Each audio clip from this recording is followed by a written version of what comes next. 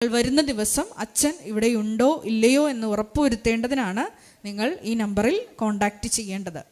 കൃപാസനത്തിൽ മരിയൻ ഉടമ്പടി എടുത്ത് പ്രാർത്ഥിക്കുന്നവരോട് കർശനമായിട്ട് നിഷ്കർഷിച്ചുള്ളതാണ്, നിങ്ങൾ എല്ലാ ചൊവ്വാഴ്ചകളിലും രാവിലെ 11:30 മണിക്കുള്ള മരിയൻ ഉടമ്പടി ധ്യാനത്തിൽ പങ്കെടുത്ത് പ്രാർത്ഥിക്കണമെന്നുള്ളത്. അതുകൊണ്ട് തന്നെ മരിയൻ ഉടമ്പടി എടുത്തിരിക്കുന്ന സഹോദരങ്ങൾ പ്രത്യേകമായിട്ട് ശ്രദ്ധിക്കുക. നിങ്ങൾ രാവിലെ 5:30 മണിക്കുള്ള അവർ ഡെയിലി ബ്രെഡ് പ്രാർത്ഥനയും ഒപ്പം തന്നെ ചൊവ്വാഴ്ചകളിലുള്ള 11:30 ഉള്ള മരിയൻ ഉടമ്പടി ആരാധനയിൽ പങ്കെടുത്ത് ഈ ലിങ്കുകൾ നിങ്ങളുടെ സോഷ്യൽ മീഡിയ പ്ലാറ്റ്ഫോമുകളിലൂടെ ഷെയർ ചെയ്യേണ്ടതാണ്. പരിശുദ്ധ പരമദിവ്യകാരുണ്യത്തിന് എന്നേരവും ആരാധനയും സ്തുതിയും പുകഴ്ചയും ഉണ്ടായിരിക്കട്ടെ. പരിശുദ്ധ പരമദിവ്യകാരുണ്യത്തിന് എന്നേരവും ആരാധനയും സ്തുതിയും പുകഴ്ചയും ഉണ്ടായിരിക്കട്ടെ. പരിശുദ്ധ പരമദിവ്യകാരുണ്യത്തിന് എന്നേരവും ആരാധനയും സ്തുതിയും പുകഴ്ചയും ഉണ്ടായിരിക്കട്ടെ. ഒരു നിമിഷം അവനുമായി കർത്താവിൻ്റെ തിരുസന്നിധിയിൽ അവിടുത്തെ സാന്നിധ്യത്തിലാണ് നമ്മൾ എന്ന ബോധത്തോടുകൂടി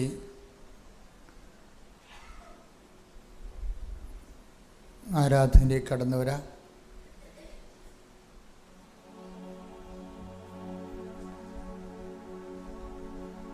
കർത്താവ് നിന്റെ ഉന്നതമായ നാമത്തിന് സ്വസ്ഥം ചെയ്യുന്ന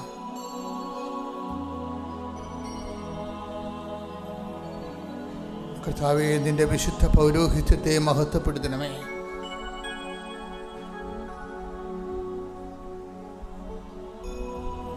കർത്താവേ, സഭയിലുള്ള സാന്നിധ്യം നീ പ്രകടമാക്കണമേ.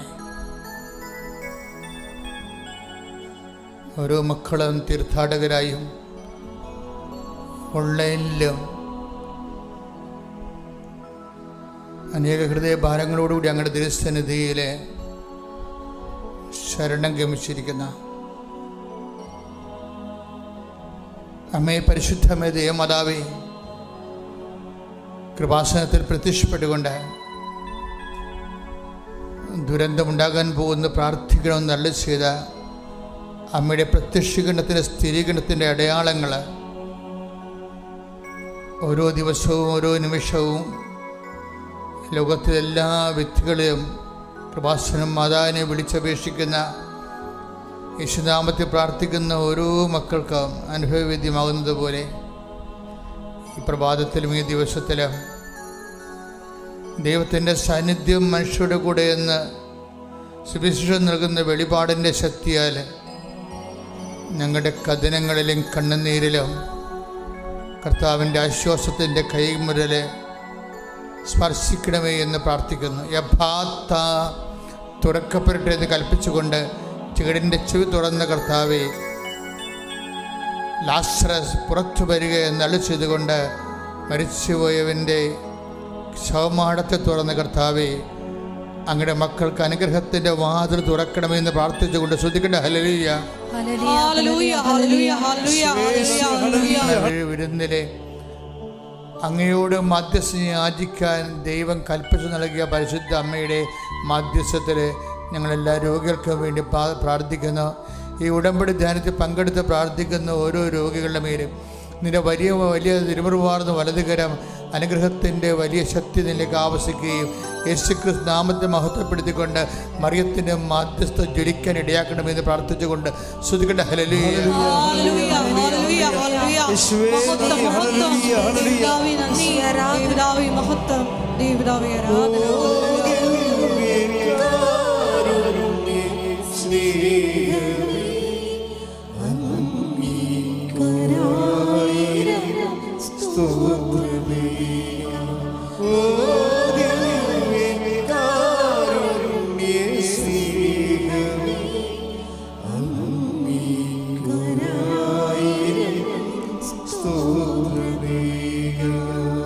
പരിശുദ്ധാത്മാവിൻ്റെ നിറവിലാണ് ഓരോ ആരാധനയിലും നമുക്ക് അനുഭവങ്ങൾ ലഭിക്കുന്നത്. പരിശുദ്ധാത്മാവിൽ ആരാധിക്കുവാനും ആത്മാവിൻ്റെ അഭിഷേകത്തിന് അയോഗ്യതയുണ്ടെങ്കിൽ അത് ഓർത്തുകൊണ്ട് അനുതാപത്തോടെ ദാവീദിനെപ്പോലെ ഞങ്ങൾ പ്രാർത്ഥിക്കുന്ന കർത്താവേ, അങ്ങയുടെ തിരുസന്നിധിയിൽ നിന്ന് ഞങ്ങളെ തള്ളിക്കളയരുതേ. അങ്ങയുടെ പരിപാലനയെ ഞങ്ങൾ എടുത്തു കളയരുതേ. അങ്ങയുടെ പരിശുദ്ധാത്മാവിനാൽ ആരാധനാ സമൂഹത്തെ അഭിഷേകം ചെയ്യണമെന്ന് പ്രാർത്ഥിച്ചുകൊണ്ട് ശ്രദ്ധിക്കട്ടെ. ഹല്ലേലൂയ, ഹല്ലേലൂയ, ഹല്ലേലൂയ, ഹല്ലേലൂയ, ഹല്ലേലൂയ, ഹല്ലേലൂയ. ആത്മാവിൽ അറിഞ്ഞ് ആരാധിക്കാനുള്ള വലിയ അഭിഷേകം ഞങ്ങൾക്ക് നൽകണമേ. ഹല്ലേലൂയ, ഹല്ലേലൂയ.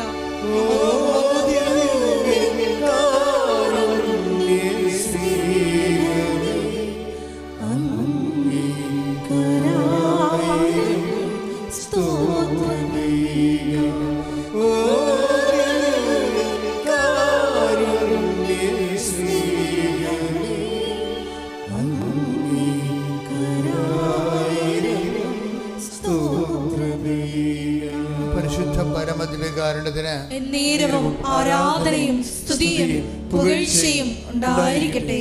അനുതാപമില്ലാത്തവർക്ക് അഭിഷേകമില്ല എന്നുള്ളതാണ് ആരാധനയുടെ അടിസ്ഥാന പ്രമാണം. അനുതാപമില്ലാത്തവർക്ക് അഭിഷേകമില്ല എന്നുള്ളതാണ് ആരാധനയുടെ അടിസ്ഥാന പ്രമാണം. അതുപോലെ തന്നെ ഒരു പ്രമാണമാണ് ദൈവത്തെ സ്നേഹിക്കാത്തവർക്ക് ആരാധിച്ചതൊക്കത്തില്ല.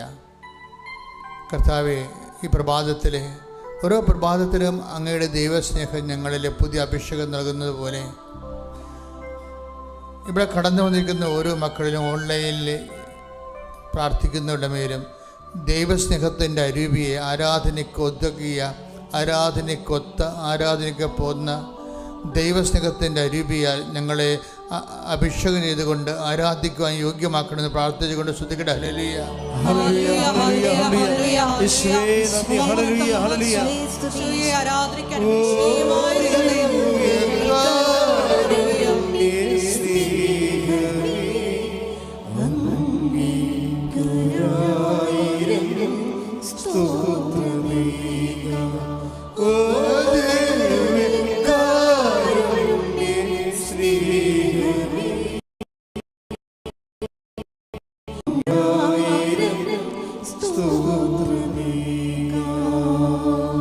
എൻ്റെ പ്രിയമുള്ളവരെ, ഇന്നലെ 16 കോടിയോളം കടമുള്ള ഒരു മകനെ അൾത്താരയിലെ പ്രാർത്ഥനയിൽ കണ്ടുമുട്ടി.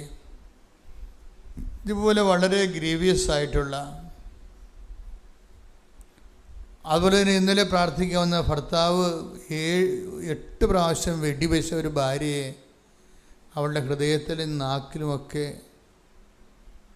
വെടിയുണ്ട ചീറിപ്പോയി പാഞ്ഞതിൻ്റെ ഒരു പ്രത്യേക ഒരു ജീവിയായി നിൽക്കുന്ന അങ്ങനെയുള്ളവരൊക്കെയാണ് അൾത്താരയിൽ വരണത്.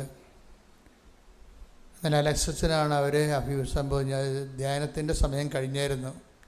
അപ്പം ഇതുമാത്രം മനുഷ്യരാണ് കൃപാസന അൾത്താരയിൽ ജീവനോടെ പ്രത്യക്ഷപ്പെട്ട പരിശുദ്ധ അമ്മയുടെ സാന്നിധ്യത്തിലെ, അമ്മയുടെ മാധ്യസ്ഥത്തിലെ ഈശോയിലെ അഭയം പ്രാപിക്കുന്നത്. അവസാനത്തെ അറ്റകൈ പോലെയാണ് മനുഷ്യർ വരണത്. അങ്ങനെ അറ്റകൈ, അവസാനത്തെ അഭയകേന്ദ്രം എന്ന രീതിയിൽ വന്നിട്ടുള്ള അനേകം മക്കൾ, വന്നു പോയിട്ടുള്ളവർ, ഇപ്പം പ്രാർത്ഥിച്ചുകൊണ്ടിരിക്കുന്നവർ, അവരുടെ മേലെല്ലാം സ്വർഗം തുറക്കപ്പെടട്ടെ എന്ന് പ്രാർത്ഥിക്കുന്നു. അവരുടെ കെട്ടുകൾ അഴിയപ്പെടുകയും അവർ സൗഖ്യം പ്രാപിക്കുകയും ദൈവത്തിൻ്റെ ശക്തി, മാതാവിൻ്റെ മധ്യസ്ഥ അനുഭവിക്കാൻ ഇടയാക്കി പ്രാർത്ഥിച്ചുകൊണ്ട് ശ്രുതികട. ഹല്ലേലൂയ, ഹല്ലേലൂയ, ഹല്ലേലൂയ, ഹല്ലേലൂയ. ജെയ്മി എന്നും പറഞ്ഞൊരു മോള് സാക്ഷ്യം പറഞ്ഞു. അവർ ലേണഡ് വുമണാണ്. അവരുടെ സാക്ഷ്യങ്ങൾ വളരെ ചിട്ടയായിട്ടും അഭിഷേകസ്നിഗ്ധമായിട്ടാണ് പറയണത്. അപ്പം അവർ പറഞ്ഞത്, ഞാൻ പണ്ട് കുർബാന അർപ്പിച്ചതുപോലെ അല്ല ഇപ്പോൾ കുർബാന അർപ്പിക്കുന്നത്. കാര്യം എന്താണ്? ഉടമ്പടിയിലായി കഴിഞ്ഞപ്പോൾ അവർക്ക് ദൈവമായിട്ട് ഒരു ബന്ധത്തിലായി, സുനിശ്ചിതമായ, കൃത്യമായ, തുളുമ്പാത്ത ഒരു ബന്ധമായി. അപ്പോഴെന്താ മനുഷ്യരുണ്ടാകുന്നത്? മനുഷ്യർക്ക് ആത്മവിശ്വാസം വർദ്ധിക്കും. ആ സഹോദരിയുടെ സാക്ഷ്യം കേട്ടപ്പോഴേക്കും മനസ്സിലായത്, ഉടമ്പടി എങ്ങനെയാണ് ഒരു മനുഷ്യനെ ഇങ്ങനെ ചേഞ്ച് ചെയ്യണം എന്നൊക്കെ മനസ്സിലായത്. അപ്പോൾ എനിക്ക് എൻ്റെ മനസ്സിലുണ്ടായിരുന്നൊരു വിഷമമെന്ന് പറയണത്, എല്ലാവർക്കും ഇത് സാധിക്കും, പക്ഷെ ചിലർ ആ വിഷയത്തിൽ മാത്രമാണ് അടിസ്ഥാനപ്പെടുന്നത്.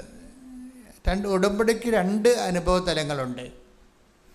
ഒന്ന്, നമുക്ക് വിഷയത്തിൽ അടിസ്ഥാനപ്പെടുത്തിക്കൊണ്ട് മുന്നോട്ട് പോകാൻ പറ്റും. നമ്മൾ ഉടമ്പടി നിയോഗം വെച്ചിരിക്കുന്ന വിഷയങ്ങളെ മാത്രം അടിസ്ഥാനപ്പെടുത്തിക്കൊണ്ട് നമുക്ക് മുന്നോട്ട് പോകാൻ പറ്റും. അതിൻ്റെ ഗ്രോത്തുകളെ അത് നടക്കണുണ്ടോ, എന്തുമാത്രം സ്ലോയാണ് സ്പീഡാണെന്നൊക്കെ പരിശോധിച്ചുകൊണ്ട് ആ നിയോഗങ്ങളെ നിബദ്ധമായിട്ട് നമുക്ക് മുന്നോട്ട് പോകാൻ പറ്റും. അപ്പോൾ വരുന്നൊരു വിഷയം നമ്മുടെ വിഷയബന്ധിയായിട്ട് മാറും. അപ്പോൾ കുറച്ച് കഴിയുമ്പോൾ ദൈവവും നമ്മളുമായിട്ടുള്ള ബന്ധം ഒരു ഡ്രൈ റിലേഷനായി പോകും. ദൈവം നമ്മളുമായിട്ടുള്ള ഒരു ബയോളജിക്കൽ റിലേഷനുണ്ട്. എന്നുവെച്ചാൽ വളരെ ജൈവപരമായ ഒരു ബന്ധം. അത് വന്നാൽ നമ്മൾ വിചാരിക്കുന്ന രീതിയിലല്ല ഈ സംഭവം പോകാൻ പോണത്. എനിക്കിപ്പോഴും മനസ്സിലാക്കുന്ന ഉടമ്പടിയുടെ ഒരു 10% സാധ്യതകൾ മാത്രമേ ഇപ്പോഴും സാക്ഷ്യം പറഞ്ഞ് ആൾക്കാർക്ക് അനുഭവിക്കാൻ ഇടയായിട്ടുള്ളതെന്നുള്ളതാണ്.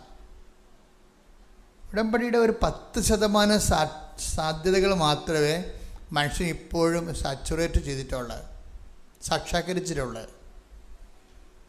എന്ന് വെച്ചാൽ ഇതിൻ്റെ കാരണം ഇതിൽ ഇൻവെസ്റ്റ് ചെയ്യുന്ന വ്യക്തികളുടെ ആത്മീയ നിലവാരം അനുസരിച്ച് കൊണ്ടാണ് ഈ ഉടമ്പടിയുടെ ദൈവാനുഭവ സാധ്യത എന്ന് പറയുന്നത്. അപ്പം ആരെങ്കിലും തുനിഞ്ഞു കെട്ടി എൻ്റെ വിഷയത്തെക്കാൾ വലുത് എനിക്കെൻ്റെ ദൈവമാണെന്ന് ചിന്തിച്ചാൽ 50% പ്രീമിയം ആയിട്ടാണ് ഈ സാധനം ഡെവലപ്പ് ചെയ്ത് വരുന്നത്. എൻ്റെ വിഷയത്തെക്കാൾ വലുത് എനിക്കെൻ്റെ ദൈവമാണ് എന്ന് പറഞ്ഞു നോക്കിയേ. എൻ്റെ വിഷയത്തെക്കാൾ വലുത് എനിക്ക് എൻ്റെ ദൈവമാണ്. ദൈവമാണ് എൻ്റെ വിഷയം, ദൈവമാണ് എൻ്റെ വിഷയം. അങ്ങനെ വന്നു കഴിഞ്ഞാൽ അത് നിങ്ങൾക്ക് അച്ഛൻ പറഞ്ഞു തരുന്നതുകൊണ്ടല്ല, ആന്തരികമായിട്ടൊരു അഭിഷേക വിധി പ്രകാരം ബോധ്യത്തിലേക്ക് വന്നു കഴിഞ്ഞാൽ ഭയങ്കര ചേഞ്ച് വരും. ഇപ്പം കഴിഞ്ഞ ദിവസങ്ങളിൽ ഞാൻ ഒരു വൈദികൻ്റെ ടോക്ക് കേട്ട്. അങ്ങനെ സ്വാഭാവികമായിട്ട് റീൽസൊക്കെ നോക്കുമ്പോൾ കാണുന്നതാണ്. അപ്പോൾ വൈദികൻ്റെ ടോക്ക് എന്ന് പറഞ്ഞാൽ അദ്ദേഹം പറഞ്ഞു, എനിക്ക് ഭയങ്കര ഇച്ഛാഭംഗം വന്നിരുന്നു. വൈദികരുടെ പോലും ഗതികേട് ഇതാണല്ല എന്ന് ഓർത്തിട്ട്. എന്താ വെച്ച് കഴിഞ്ഞാൽ ഇദ്ദേഹം പറയണത്, ഇദ്ദേഹം കേരളത്തിൽ സ്വാധീനിക്കുന്ന ഒരു ധ്യാനഗുരുവാണ്, കരിസ്മാറ്റിക് ധ്യാനഗുരു അല്ല. അപ്പം അദ്ദേഹം പറയണത്, എനിക്ക് ഈ കരിസ്മാറ്റിക് മേഖലയോട് ഞാനൊരു റെസ്പെക്റ്റബിൾ ഡിസ്റ്റൻസ് കീപ്പ് ചെയ്യുന്ന ആളാണെന്ന്.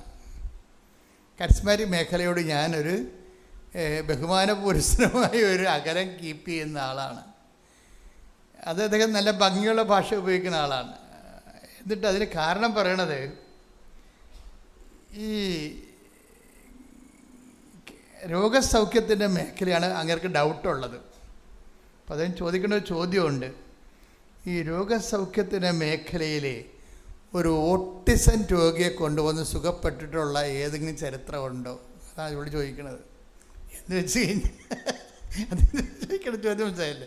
ഈ രോഗസൗഖ്യത്തിൻ്റെ ഈ ക്ലെയിമിൽ ഇപ്പോൾ കുറേ അധികം ക്ലെയിംസ് വരുന്നുണ്ടല്ലോ. അപ്പോൾ അതിൽ ഓട്ടിസം രോഗി അല്ലെങ്കിൽ ഹൈപ്പർ ആക്ടിവിറ്റി രോഗികൾ സുഖപ്പെട്ട ഏതെങ്കിലും ചരിത്രമോ സാക്ഷ്യമോ ഉണ്ടോ എന്ന് ചോദിക്കും. അതിൻ്റെ അർത്ഥം എന്ന് പറഞ്ഞാൽ അതില്ലെങ്കിൽ മറ്റുള്ളതെല്ലാം കള്ളത്തരമാണെന്നാണ് അദ്ദേഹം ബ്രാൻഡ് ചെയ്യണത്. വളരെ തന്ത്രപൂർവ്വമാണ് അത് ആ സാധനം പ്ലേസ് ചെയ്തിരിക്കുന്നത്. അത് കേട്ട് സുഖിക്കുന്നവരുണ്ട്, ഒത്തിരി പേരുണ്ട്. അത് കേട്ട് അതാണ് സത്യമെന്ന് പറയുന്ന ഒത്തിരി പേരുണ്ട്. അപ്പോൾ സാത്താൻ വളരെ തന്ത്രപരമായിട്ടാണ് സഭയിൽ തന്നെ നുഴഞ്ഞു കയറിയതിന് ശേഷം ഇങ്ങനെയുള്ള ആൾക്കാരെ ഉപയോഗിക്കണമെന്ന് ചോദിച്ചു കഴിഞ്ഞാൽ സങ്കടം വരും ശരിക്കും പറഞ്ഞാൽ. അത് കഴിഞ്ഞപ്പോഴാണ് ജെയിനിയുടെ സാക്ഷ്യം വന്നത് ഇവിടെ. ഇത് ഞാൻ കേട്ട് ഇതിനൊരു മറുപടി കൊടുക്കണമല്ലോ എന്ന് വിചാരിച്ചുകൊണ്ടിരിക്കുന്ന സമയത്താണ് ജെയിനി വന്ന് സാക്ഷ്യം പറയണത്. അപ്പോൾ ജെയിനി ഒരു യാക്കോബി ലേഡിയാണ്, പക്ഷേ നല്ല പാരമ്പര്യമുള്ള ചൈതന്യമുള്ള വിശ്വാസിയാണ്. അത് അവർ ഉടമ്പടി എടുക്കുന്നതിന് മുമ്പ് ഒരുവിധം ദൈവമായിട്ട് റിലേഷൻസ് ഉള്ള ആളാണ്. ഇപ്പോൾ എങ്കിലും ഉടമ്പടി എടുക്കാനുള്ള സാഹചര്യം അവർ പറയണത്, എനിക്കിത് അവരുടെ മകന് ഹൈപ്പർ ആക്ടിവിറ്റിയാണ്. ഹൈപ്പർ ആക്ടിവിറ്റി നിങ്ങൾക്ക് അറിയാമല്ലോ, ഓട്ടിസം പോലെയുള്ള തന്നെ സംഭവം. ഏതെങ്കിലും സ്കൂളിലൊക്കെ പോവുകയാണെങ്കിൽ അവൻ ഓടി നടക്കും, അവിടെ ഇവിടെയൊക്കെ കയറി നടക്കും, പിന്നെ പിള്ളേരെ ഉപദ്രവിക്കും, എപ്പോഴും അവന് സ്പെഷ്യൽ സ്കൂളിലേക്ക് അവനെ കൊണ്ടുപോകേണ്ടി വരും. എപ്പോഴും കംപ്ലൈൻറ്റ് വരും.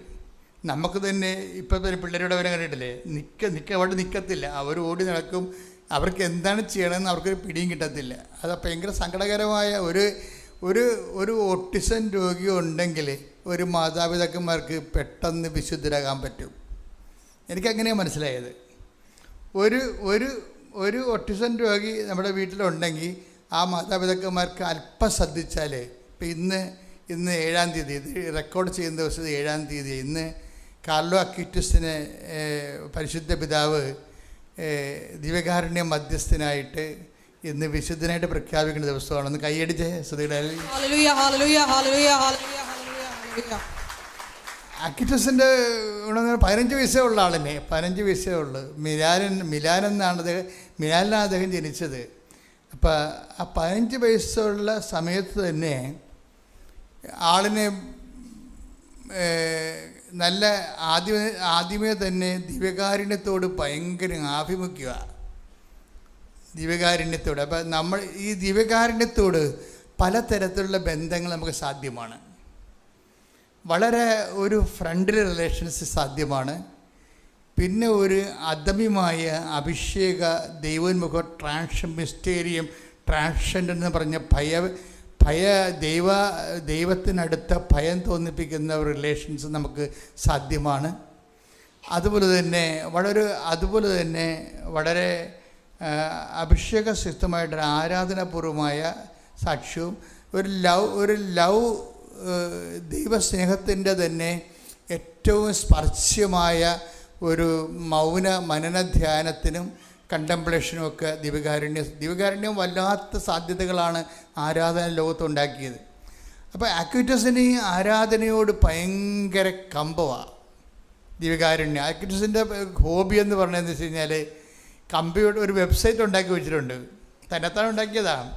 കമ്പ്യൂട്ടർ വെബ്സൈറ്റ് ഉണ്ടാക്കിയിട്ട് അതുകൊണ്ടാണ് ഫ്രാൻസിസ് മാർപ്പാപ്പ അക്വിറ്റസിനെ വാഴ്ത്തപ്പെട്ടവനായിട്ട് പ്രഖ്യാപിച്ചു കഴിഞ്ഞപ്പോൾ ഫ്രാൻസിസ് മാർപ്പാപ്പ പറഞ്ഞെന്താണെന്നറിയാമോ?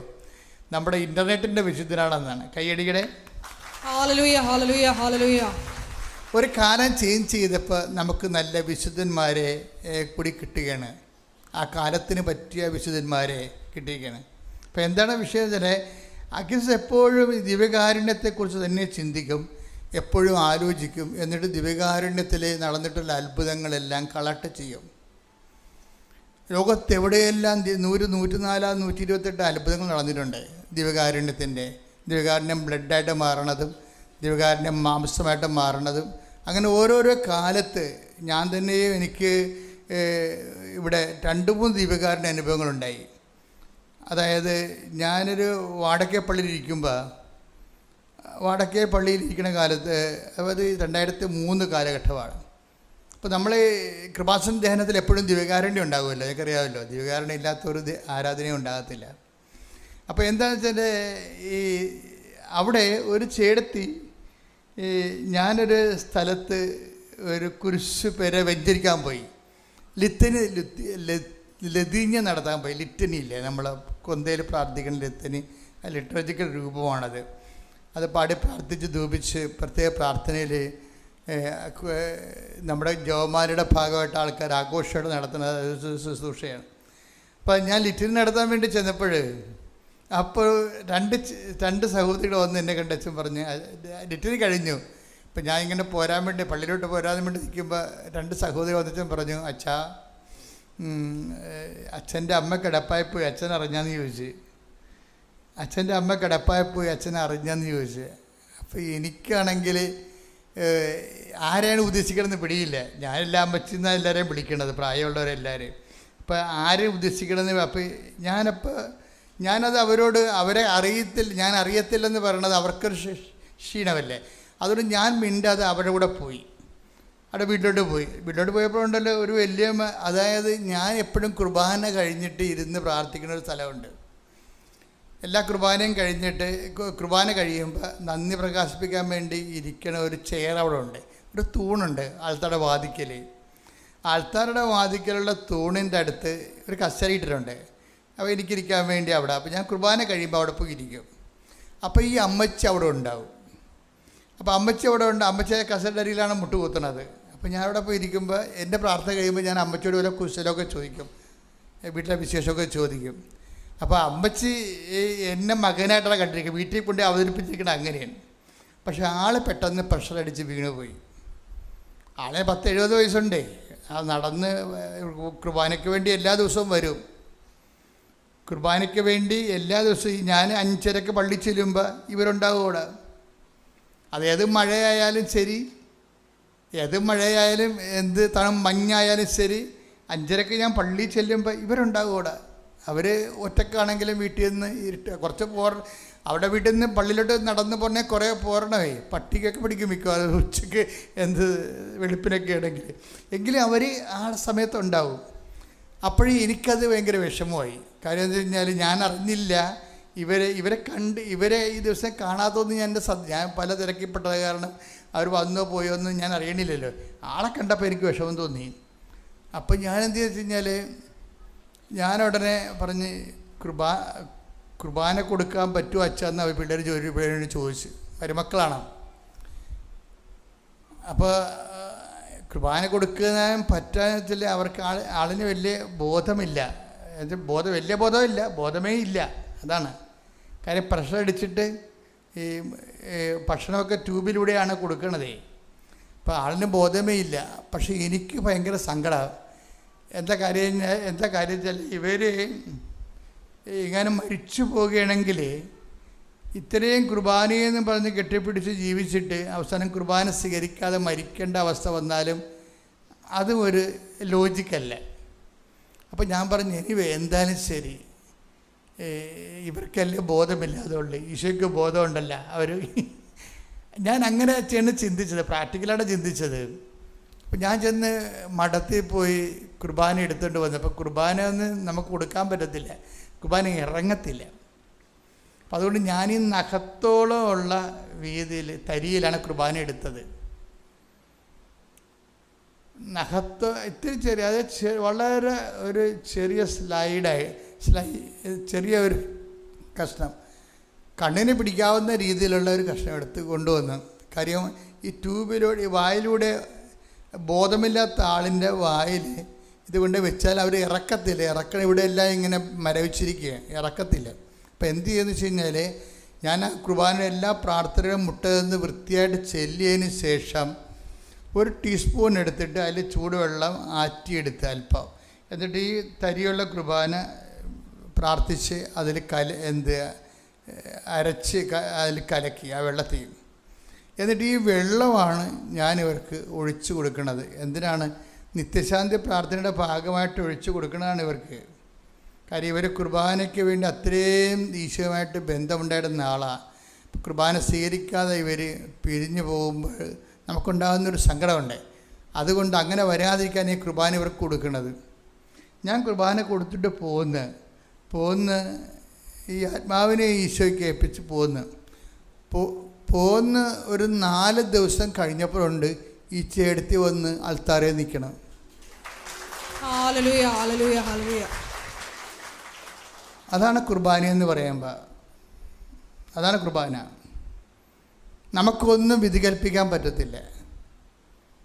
അനന്തമായ സാധ്യതയാണ് കുർബാന എന്ന് പറയണത് നമ്മുടെ മുമ്പിൽ. ഒന്ന് ശ്രദ്ധിക്കട്ടെ. ഹല്ലേലൂയ, ഹല്ലേലൂയ. കുർബാന, അത് ശരിയാണ്. കുർബാനയുടെ സത്ത മനസ്സിലാക്കി കഴിഞ്ഞാൽ ഈശോ നമുക്ക് വേണ്ടി അനുഭവിച്ച ആത്മസമർപ്പണത്തെക്കുറിച്ചും അനുഭവിച്ച പീഡാസഹനങ്ങളെക്കുറിച്ചും മാനസിക സംഘർഷങ്ങളെക്കുറിച്ചും ഒക്കെ നമ്മൾ ചിന്തിച്ച് അതിനെയാണ് കുർബാനയാക്കിയിരിക്കുന്നത്. അതിനെയാണ് ഓർമ്മയ്ക്കായി ചെയ്യാൻ പറയുന്നത്. ആ ഓർമ്മ അനുഷ്ഠിക്കുമ്പോൾ നമ്മൾക്ക് ഉണ്ടാകുന്ന അഭിഷേകവും ആത്മബന്ധവും എന്ന് പറയുന്നത് ചിന്തിക്കാനാവാത്ത ഒരു ആത്മീയ അനുഭൂതിയാണ്. ഉടമ്പടിയിലുള്ള എല്ലാ മക്കൾക്കും ഉണ്ടാകും. ഉടമ്പടിയിലുള്ള മക്കൾ കുർബാന കൂടുമ്പോൾ വളരെയേറെ ശ്രദ്ധിക്കണം. കാര്യം എന്താണ്? അവർ മറ്റുള്ളവരെക്കാൾ മാതാവിൻ്റെ മധ്യസ്ഥതയിൽ ദൈവതിരുസന്നിധിയിൽ സുവിശേഷം ജീവിക്കുന്നവരാണ്. സുവിശേഷം ജീവിക്കുന്നവർ കുർബാന കൂടിക്കഴിയുമ്പോൾ അതിൻ്റെ അഭിഷേകം എന്ന് പറയുന്നത് ഉന്നതമായ അഭിഷേകമാണ്. അതുകൊണ്ടാണ് പറയുന്നത്, ഞാൻ പണ്ടേ കുർബാന നല്ലവണ്ണം കൂടുന്ന ആളായിരുന്നു, പക്ഷേ ഉടമ്പടി എടുത്തപ്പോൾ ഞാൻ കുർബാനയുടെ സമയത്ത് പണ്ടൊക്കെ പല കാര്യങ്ങളെക്കുറിച്ചും കുർബാന കഴിഞ്ഞ് ചെയ്യേണ്ട കാര്യങ്ങളെക്കുറിച്ച് ഞാൻ ചിന്തിക്കുമായിരുന്നു. ഇപ്പോഴും ഞാൻ ഒറ്റ നിപ്പാണ്. അതാണ് വ്യത്യാസം. ഉടമ്പടി എടുക്കണമെങ്കിൽ ഞാൻ കുർബാന കൂടുമായിരുന്നു, ജെയ്മി അങ്ങനെ പറയണത്. പക്ഷേ ഞാൻ കുർബാനയുടെ ഇടയ്ക്ക് ഞാൻ കുർബാന കഴിഞ്ഞ് ചെയ്യേണ്ട കാര്യങ്ങളൊക്കെ കുറിച്ച് ചിന്തിക്കും. പക്ഷേ ഉടമ്പടിയിലായി കഴിഞ്ഞപ്പോൾ ദൈവത്തെ ആഴമായി മനസ്സിലാക്കി കഴിഞ്ഞപ്പോൾ ഞാനിപ്പോഴേ മുഴുവനും 100% കുർബാനയിൽ അങ്ങനെ മുഴുകയാണ് നിൽക്കണമെന്നാണ്. ഓരോ വാക്കിലും ഓരോ പാട്ടിലും ഓരോ പ്രവർത്തനങ്ങളിലും. കാര്യം എല്ലാ രീതിയിലുമുള്ള കുർബാനകളിലെല്ലാം വളരെ ശക്തമായ ദൈവസാന്നിധ്യത്തിൻ്റെ പാട്ടുകളുണ്ട്. അപ്പം അതൊക്കെ നിങ്ങൾ കേൾക്കുമ്പോൾ തന്നെ അതിൻ്റെ കൂടെ ഏത് റൈറ്റിലെ കുർബാനയ്ക്കാണ് പങ്കെടുക്കുന്നത് അതിൻ്റെ കൂടെ അങ്ങ് പാടുകയും പ്രാർത്ഥിക്കുകയും മൗനമായി. ഇപ്പോൾ ലാറ്റിൻ കുർബാന മാസത്തിനൊക്കെ ആണെങ്കിൽ മൗനമായ സമയങ്ങളുണ്ട്. കുർബാന സ്വീകരിച്ചു കഴിഞ്ഞാൽ പിന്നെ സേക്രഡ് സൈലൻസ് എന്ന് പറയും. അത് വല്ലാത്തൊരു സമയമാണ്. അതുപോലെ തന്നെ നമ്മൾ കുർബാന തുടങ്ങാൻ തീരത്തും ഒരു സൈലൻസ് ഉണ്ട്, അനുതാപത്തിൻ്റെ, നിശബ്ദതയുടെ, ബഹളം ഇല്ലാതെ മനുഷ്യൻ ദൈവമായിട്ട് കണ്ടുമുട്ടുന്നുമ്പോഴുള്ളൊരു ഹോംവർക്കാണ് ആ ടൈം. ദൈവമായിട്ട് കണ്ടുമുട്ടി കഴിഞ്ഞുള്ള ദൈവത്തോടുള്ള മനസ്സിൻ്റെ സംവേദനങ്ങളാണ് അവസാനത്തെ സേക്രഡ് സൈലൻസ് എന്ന് പറയണത്. അപ്പോൾ ഇതെല്ലാം ദൈവം നമുക്ക് നൽകിയിരിക്കുന്നത് ആവുന്ന വിധത്തിലെല്ലാം ദൈവമായിട്ട് മനുഷ്യൻ ജീവിക്കാനാണ്. നമുക്ക് പലപ്പോഴും പറ്റുന്നൊരു വിഷയം, ദൈവമായിട്ട് നമ്മൾ ഗുരുതരമായൊരു ജീവിതമില്ല, പിന്നെ ഒരു ആചാര അനുഷ്ഠാന പ്രകാരമുള്ളൊരു കാട്ടിക്കൂട്ടലും ഉള്ള സാങ്കേതികതകളാണ് ഉള്ളത്. അപ്പം ആ ഒരു ലെവല് നിങ്ങൾ ചേഞ്ച് ചെയ്യണം. ഒന്ന് പ്രാർത്ഥിക്കുക. കർത്താവായ ദൈവമേ, ആഴമായ ആത്മബന്ധത്തോടെ കാർലോ അക്യൂറ്റസിനെ വിരിപ്പുള്ള ഇത്രയും സ്കൂളിലൊന്നും ഇരുത്താൻ കൊള്ളാത്ത ഹൈപ്പർ ആക്ടിവിറ്റിയും ഓട്ടിസ ലക്ഷണങ്ങളൊക്കെ ഉള്ള ഈ മകനെയും കൊണ്ട് 6 മാസം കഴിയുമ്പോൾ വീണ്ടും ഡോക്ടറുടെ അടുത്ത് ചെല്ലും. അപ്പോൾ ഇവനെ കാണുമ്പോൾ ഡോക്ടർ ചോദിക്കും, ഇപ്പം മരുന്നെല്ലാം കൃത്യമായിട്ട് കൊടുക്കുന്നുണ്ടല്ലോ അല്ലേന്ന് ചോദിക്കും. അപ്പോൾ ജെയ്മി പറയും, ഡോക്ടർ തന്ന മരുന്നൊന്നും കൊടുത്തിട്ടില്ല. കൊടുത്തില്ലേ? പിന്നെ കൊച്ചിങ്ങനെ സുഖപ്പെട്ട് നിൽക്കണില്ല എന്ന് പറയും. അപ്പം ഞാനൊരാളെ കണ്ടുമുട്ടി ഡോക്ടർ എന്ന് പറയും. ആരാണ്? ഈശോനോട് പറയാൻ അധികാരമുള്ള ഒരാളെ കണ്ടുമുട്ടിയെന്ന്. ആ സാക്ഷ്യത്തിൻ്റെയൊക്കെ പോക്ക് കണ്ടില്ലേ? ഞാനൊരാളെ കണ്ടുമുട്ടിയെന്ന്. ആരെയാണ്? മാതാവിനെ കണ്ടുമുട്ടിയ കാര്യം പറയണം. എന്നിട്ട് ജെയ്മി അതൊക്കെന്ന് പറഞ്ഞ ഒരു കാര്യമുണ്ട്.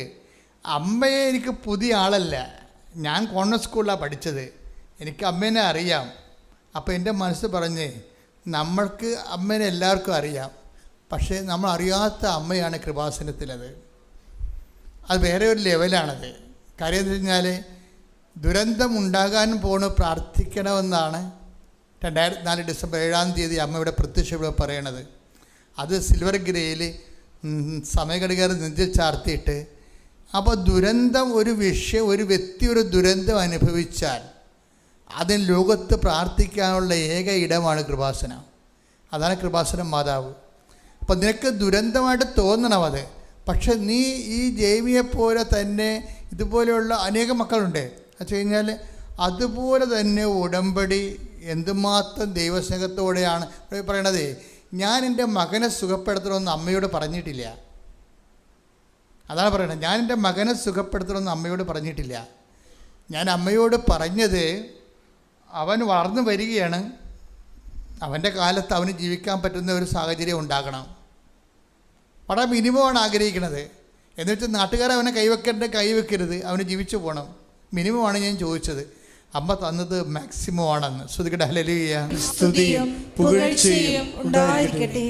പ്രിയപ്പെട്ടവരെ, ഈ വ്യക്തിക്ക് തന്നെ എപ്പോഴും ഇങ്ങനെ അപ്ഡേഷൻസ് ഉണ്ടാകും. എപ്പോഴും സാക്ഷ്യത്തിൻ്റെ ഓരോ 3 മാസം കൂടുമ്പോഴും പുതിയ ദൈവാനുഭവങ്ങളുണ്ടാകും. ഇപ്പം നമ്മളോട് ഉടമ്പടി പുതുക്കിക്കൊണ്ടിരിക്കണത് എന്തുകൊണ്ടാണ് പുതുക്കിക്കൊണ്ടിരിക്കണത്? 2 കാര്യമാണ് പുതുക്കുമ്പോൾ ഉണ്ടാകണത്. അതായത്, ഒന്ന്, എൻ്റെ അനുഭവത്തിൽ ദൈവം ഇങ്ങനെ നമ്മളൊരു ഉടമ്പടിയിലാണെങ്കിൽ ദൈവം ഇങ്ങനെ നമ്മളെ ഓരോ വിഷയം അതിൻ്റെ തക്ക സമയത്ത് എടുത്തുകൊണ്ടിരിക്കും.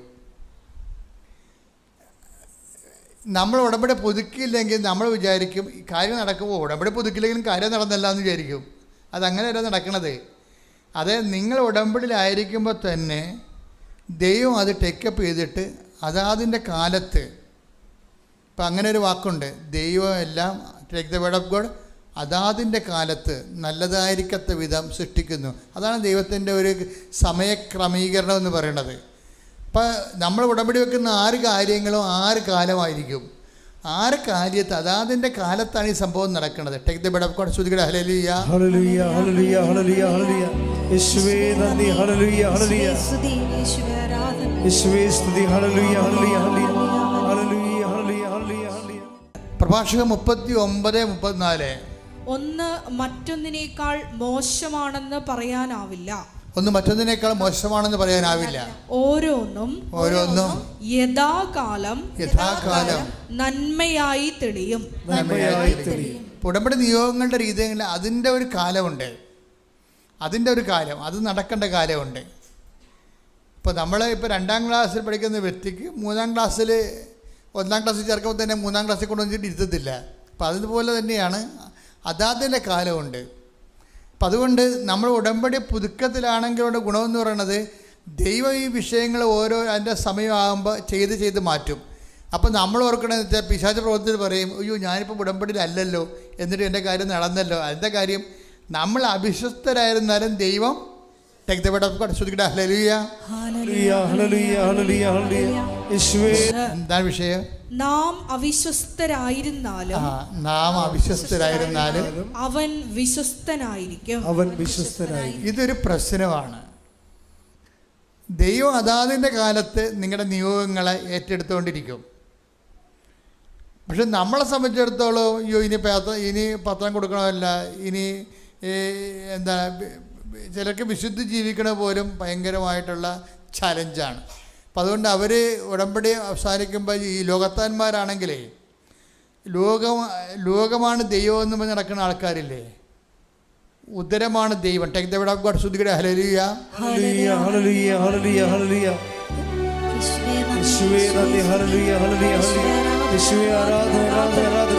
യേശുവേ നന്ദി മഹത്വം. ഫിലിപ്പി 3:19. ഫിലിപ്പിയർ 3:19. നാശമാണ് അവരുടെ അവസാനം. ഉദരമാണ് അവരുടെ ദൈവം. ലജ്ജാകരമായതിൽ അവർ അഭിമാനം കൊള്ളുന്നു. അപ്പം അതായത് ചിലർക്ക് ഉദരമാണ് ദൈവം. അതുകൊണ്ട് എന്താ പറയും, എങ്ങനെ അപ്പോൾ ഉടമ്പടി ഇല്ലെങ്കിൽ പിന്നെ ഉപവസിക്കേണ്ട കാര്യമില്ല ബുധനാഴ്ച. അപ്പോൾ ഉപവാസത്തിന് രക്ഷപ്പെടാൻ വേണ്ടി ഉടമ്പടി അവസാനിപ്പിക്കുന്നവരുണ്ട്.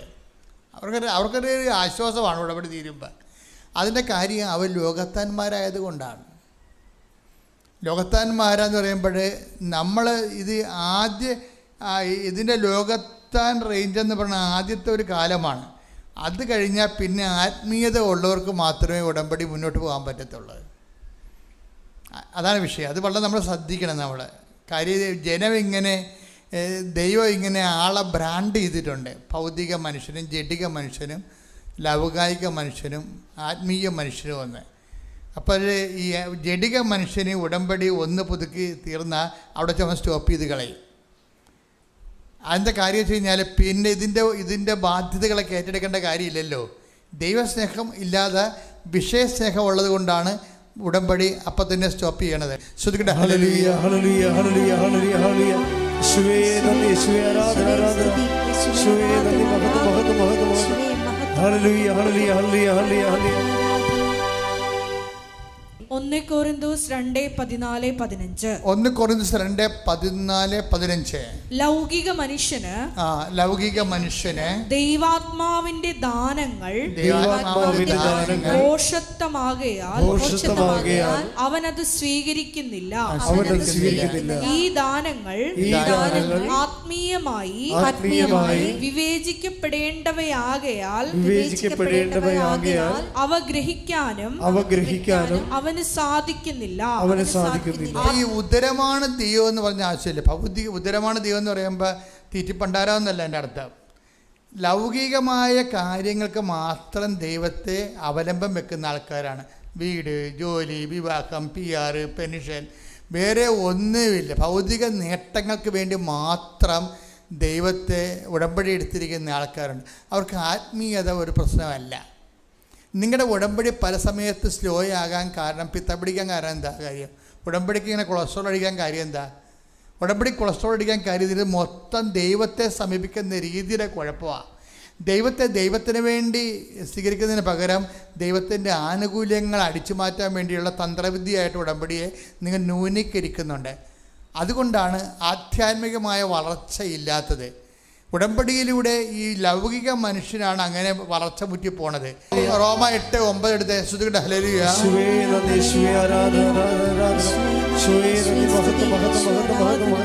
റോമ 8:9 ദൈവത്തിന്റെ ആത്മാവ്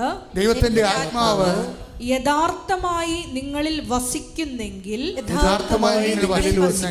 നിങ്ങൾ ജഡികരല്ല ആത്മീയരാണ്. അപ്പോൾ ദൈവം രണ്ടായിട്ടാണ് ആൾക്കാരെ തിരിക്കേണ്ടത്. എന്താണ് ജഡികരും ആത്മീയരും? ജഡികരുടെ പ്രശ്നം എന്ന് വെച്ച് കഴിഞ്ഞാൽ ജഡികമായ കാര്യം നമ്മൾ ജഡികം എന്ന് പറഞ്ഞാൽ എന്താണ്? ഭൗതികമായ നേട്ടത്തിന് വേണ്ടി മാത്രം വീട്, ജോലി, വിവാഹം, വെള്ളം, അതുപോലെ പ്രൊമോഷൻ, ഇങ്ങനെയുള്ള ജഡിക കാര്യങ്ങൾക്ക് മാത്രമേ വാവിളിക്കത്തുള്ളൂ ദൈവത്തിൻ്റെ സന്നിധിയിൽ. ആഹാരത്തിന് വാവിളിക്കണ പോലെ തന്നെയാണ് അവൻ ദൈവത്തിന് പ്രാർത്ഥിക്കാൻ വാവിളിക്കണത്. എന്തിനു വേണ്ടിയായിരിക്കും? ജഡിക കാര്യത്തിന് വേണ്ടിയായിരിക്കും. അത് കുറേ നാളായി കഴിഞ്ഞാൽ നിങ്ങൾ ബ്രാൻഡഡായി പോവും, ജഡികനായി പോവും. എന്ന് വെച്ചാൽ ഇന്ന് വരെ ഇപ്പോൾ ഈ ജെയ്മി പറഞ്ഞ എന്താണെന്നറിയാവോ? ഞാൻ പ്രേക്ഷിത പ്രവർത്തനത്തിൽ ഇറങ്ങണേ എന്തിനാണെന്നറിയാവോ? ഞാൻ എൻ്റെ മകനെയും കൊണ്ടാണ് ഇറങ്ങണത്. അമ്മയും മകനും കൂടി എല്ലായിടത്തും പ്രേക്ഷിത പ്രവർത്തനത്തിന് പോണത്. ഇവർക്ക് അത്യാവശ്യം ശമ്പളമുള്ള നല്ല ജോലിയുള്ള പാർട്ടിയാണ്. പക്ഷേ അവരെ സംബന്ധിച്ചിടത്തോളം അവർ ഈ മകൻ സുഖപ്പെട്ട് കഴിഞ്ഞപ്പോഴാണ് എന്ത് ചെയ്ത് അവരുടെ മനസ്സിൽ കർത്താവ് ഒരു ആഗ്രഹം കൊടുത്തു. എന്താഗ്രഹം കൊടുത്തു വെച്ചാൽ ഇവർക്ക് ഇപ്പോൾ 12 മണിക്കൂർ ജോലിയാണ്. 12 മണിക്കൂർ ജോലിയാണ്. ബാംഗ്ലൂരാണ് അവർ സെറ്റിൽ ചെയ്തിരിക്കുന്നത്. അപ്പോൾ ഈ 12 മണിക്കൂർ ജോലി കൊണ്ട് ഇവർ വശം കേട്ടിരിക്കുകയാണ്. കാര്യം അവിടെ ആ സീറ്റിൽ ആ വർക്ക് ചെയ്യണ വേറെ ആരും ഇല്ലാത്ത കാരണം കമ്പനി ഇവരെ അടിസ്ഥാനപ്പെടുത്തിയിരിക്കണ കാരണം ഇവർക്ക് വർക്ക് കൂടുതലാണ്. വർക്ക് ലോഡാണെങ്കിലും അത് കണ്ട് ഇവരുടെ സങ്കടം എന്ന് വെച്ച് കഴിഞ്ഞാൽ ഇവർക്ക് പ്രേക്ഷിത പ്രവർത്തനത്തിന് സമയമില്ല. അതാണ് സംഭവം. വർക്ക് ലോഡാകണമെന്ന് പറയുമ്പോൾ നമ്മളവർക്ക് ഇത്തിരി ലീവ് കിട്ടിയെങ്കിൽ ഉറങ്ങാമായിരുന്നില്ല എന്നൊക്കെ പറയത്തില്ലേ? അങ്ങനെയല്ല ഇവർ പറയണത്. ഇവർ പറയണത് പ്രേക്ഷിത പ്രവർത്തനത്തിന് സമയം കിട്ടണില്ല എന്ന് പറയും. കർത്താവ്, എനിക്ക് പ്രേക്ഷിത പ്രവർത്തനത്തിന് സമയം കിട്ടില്ല.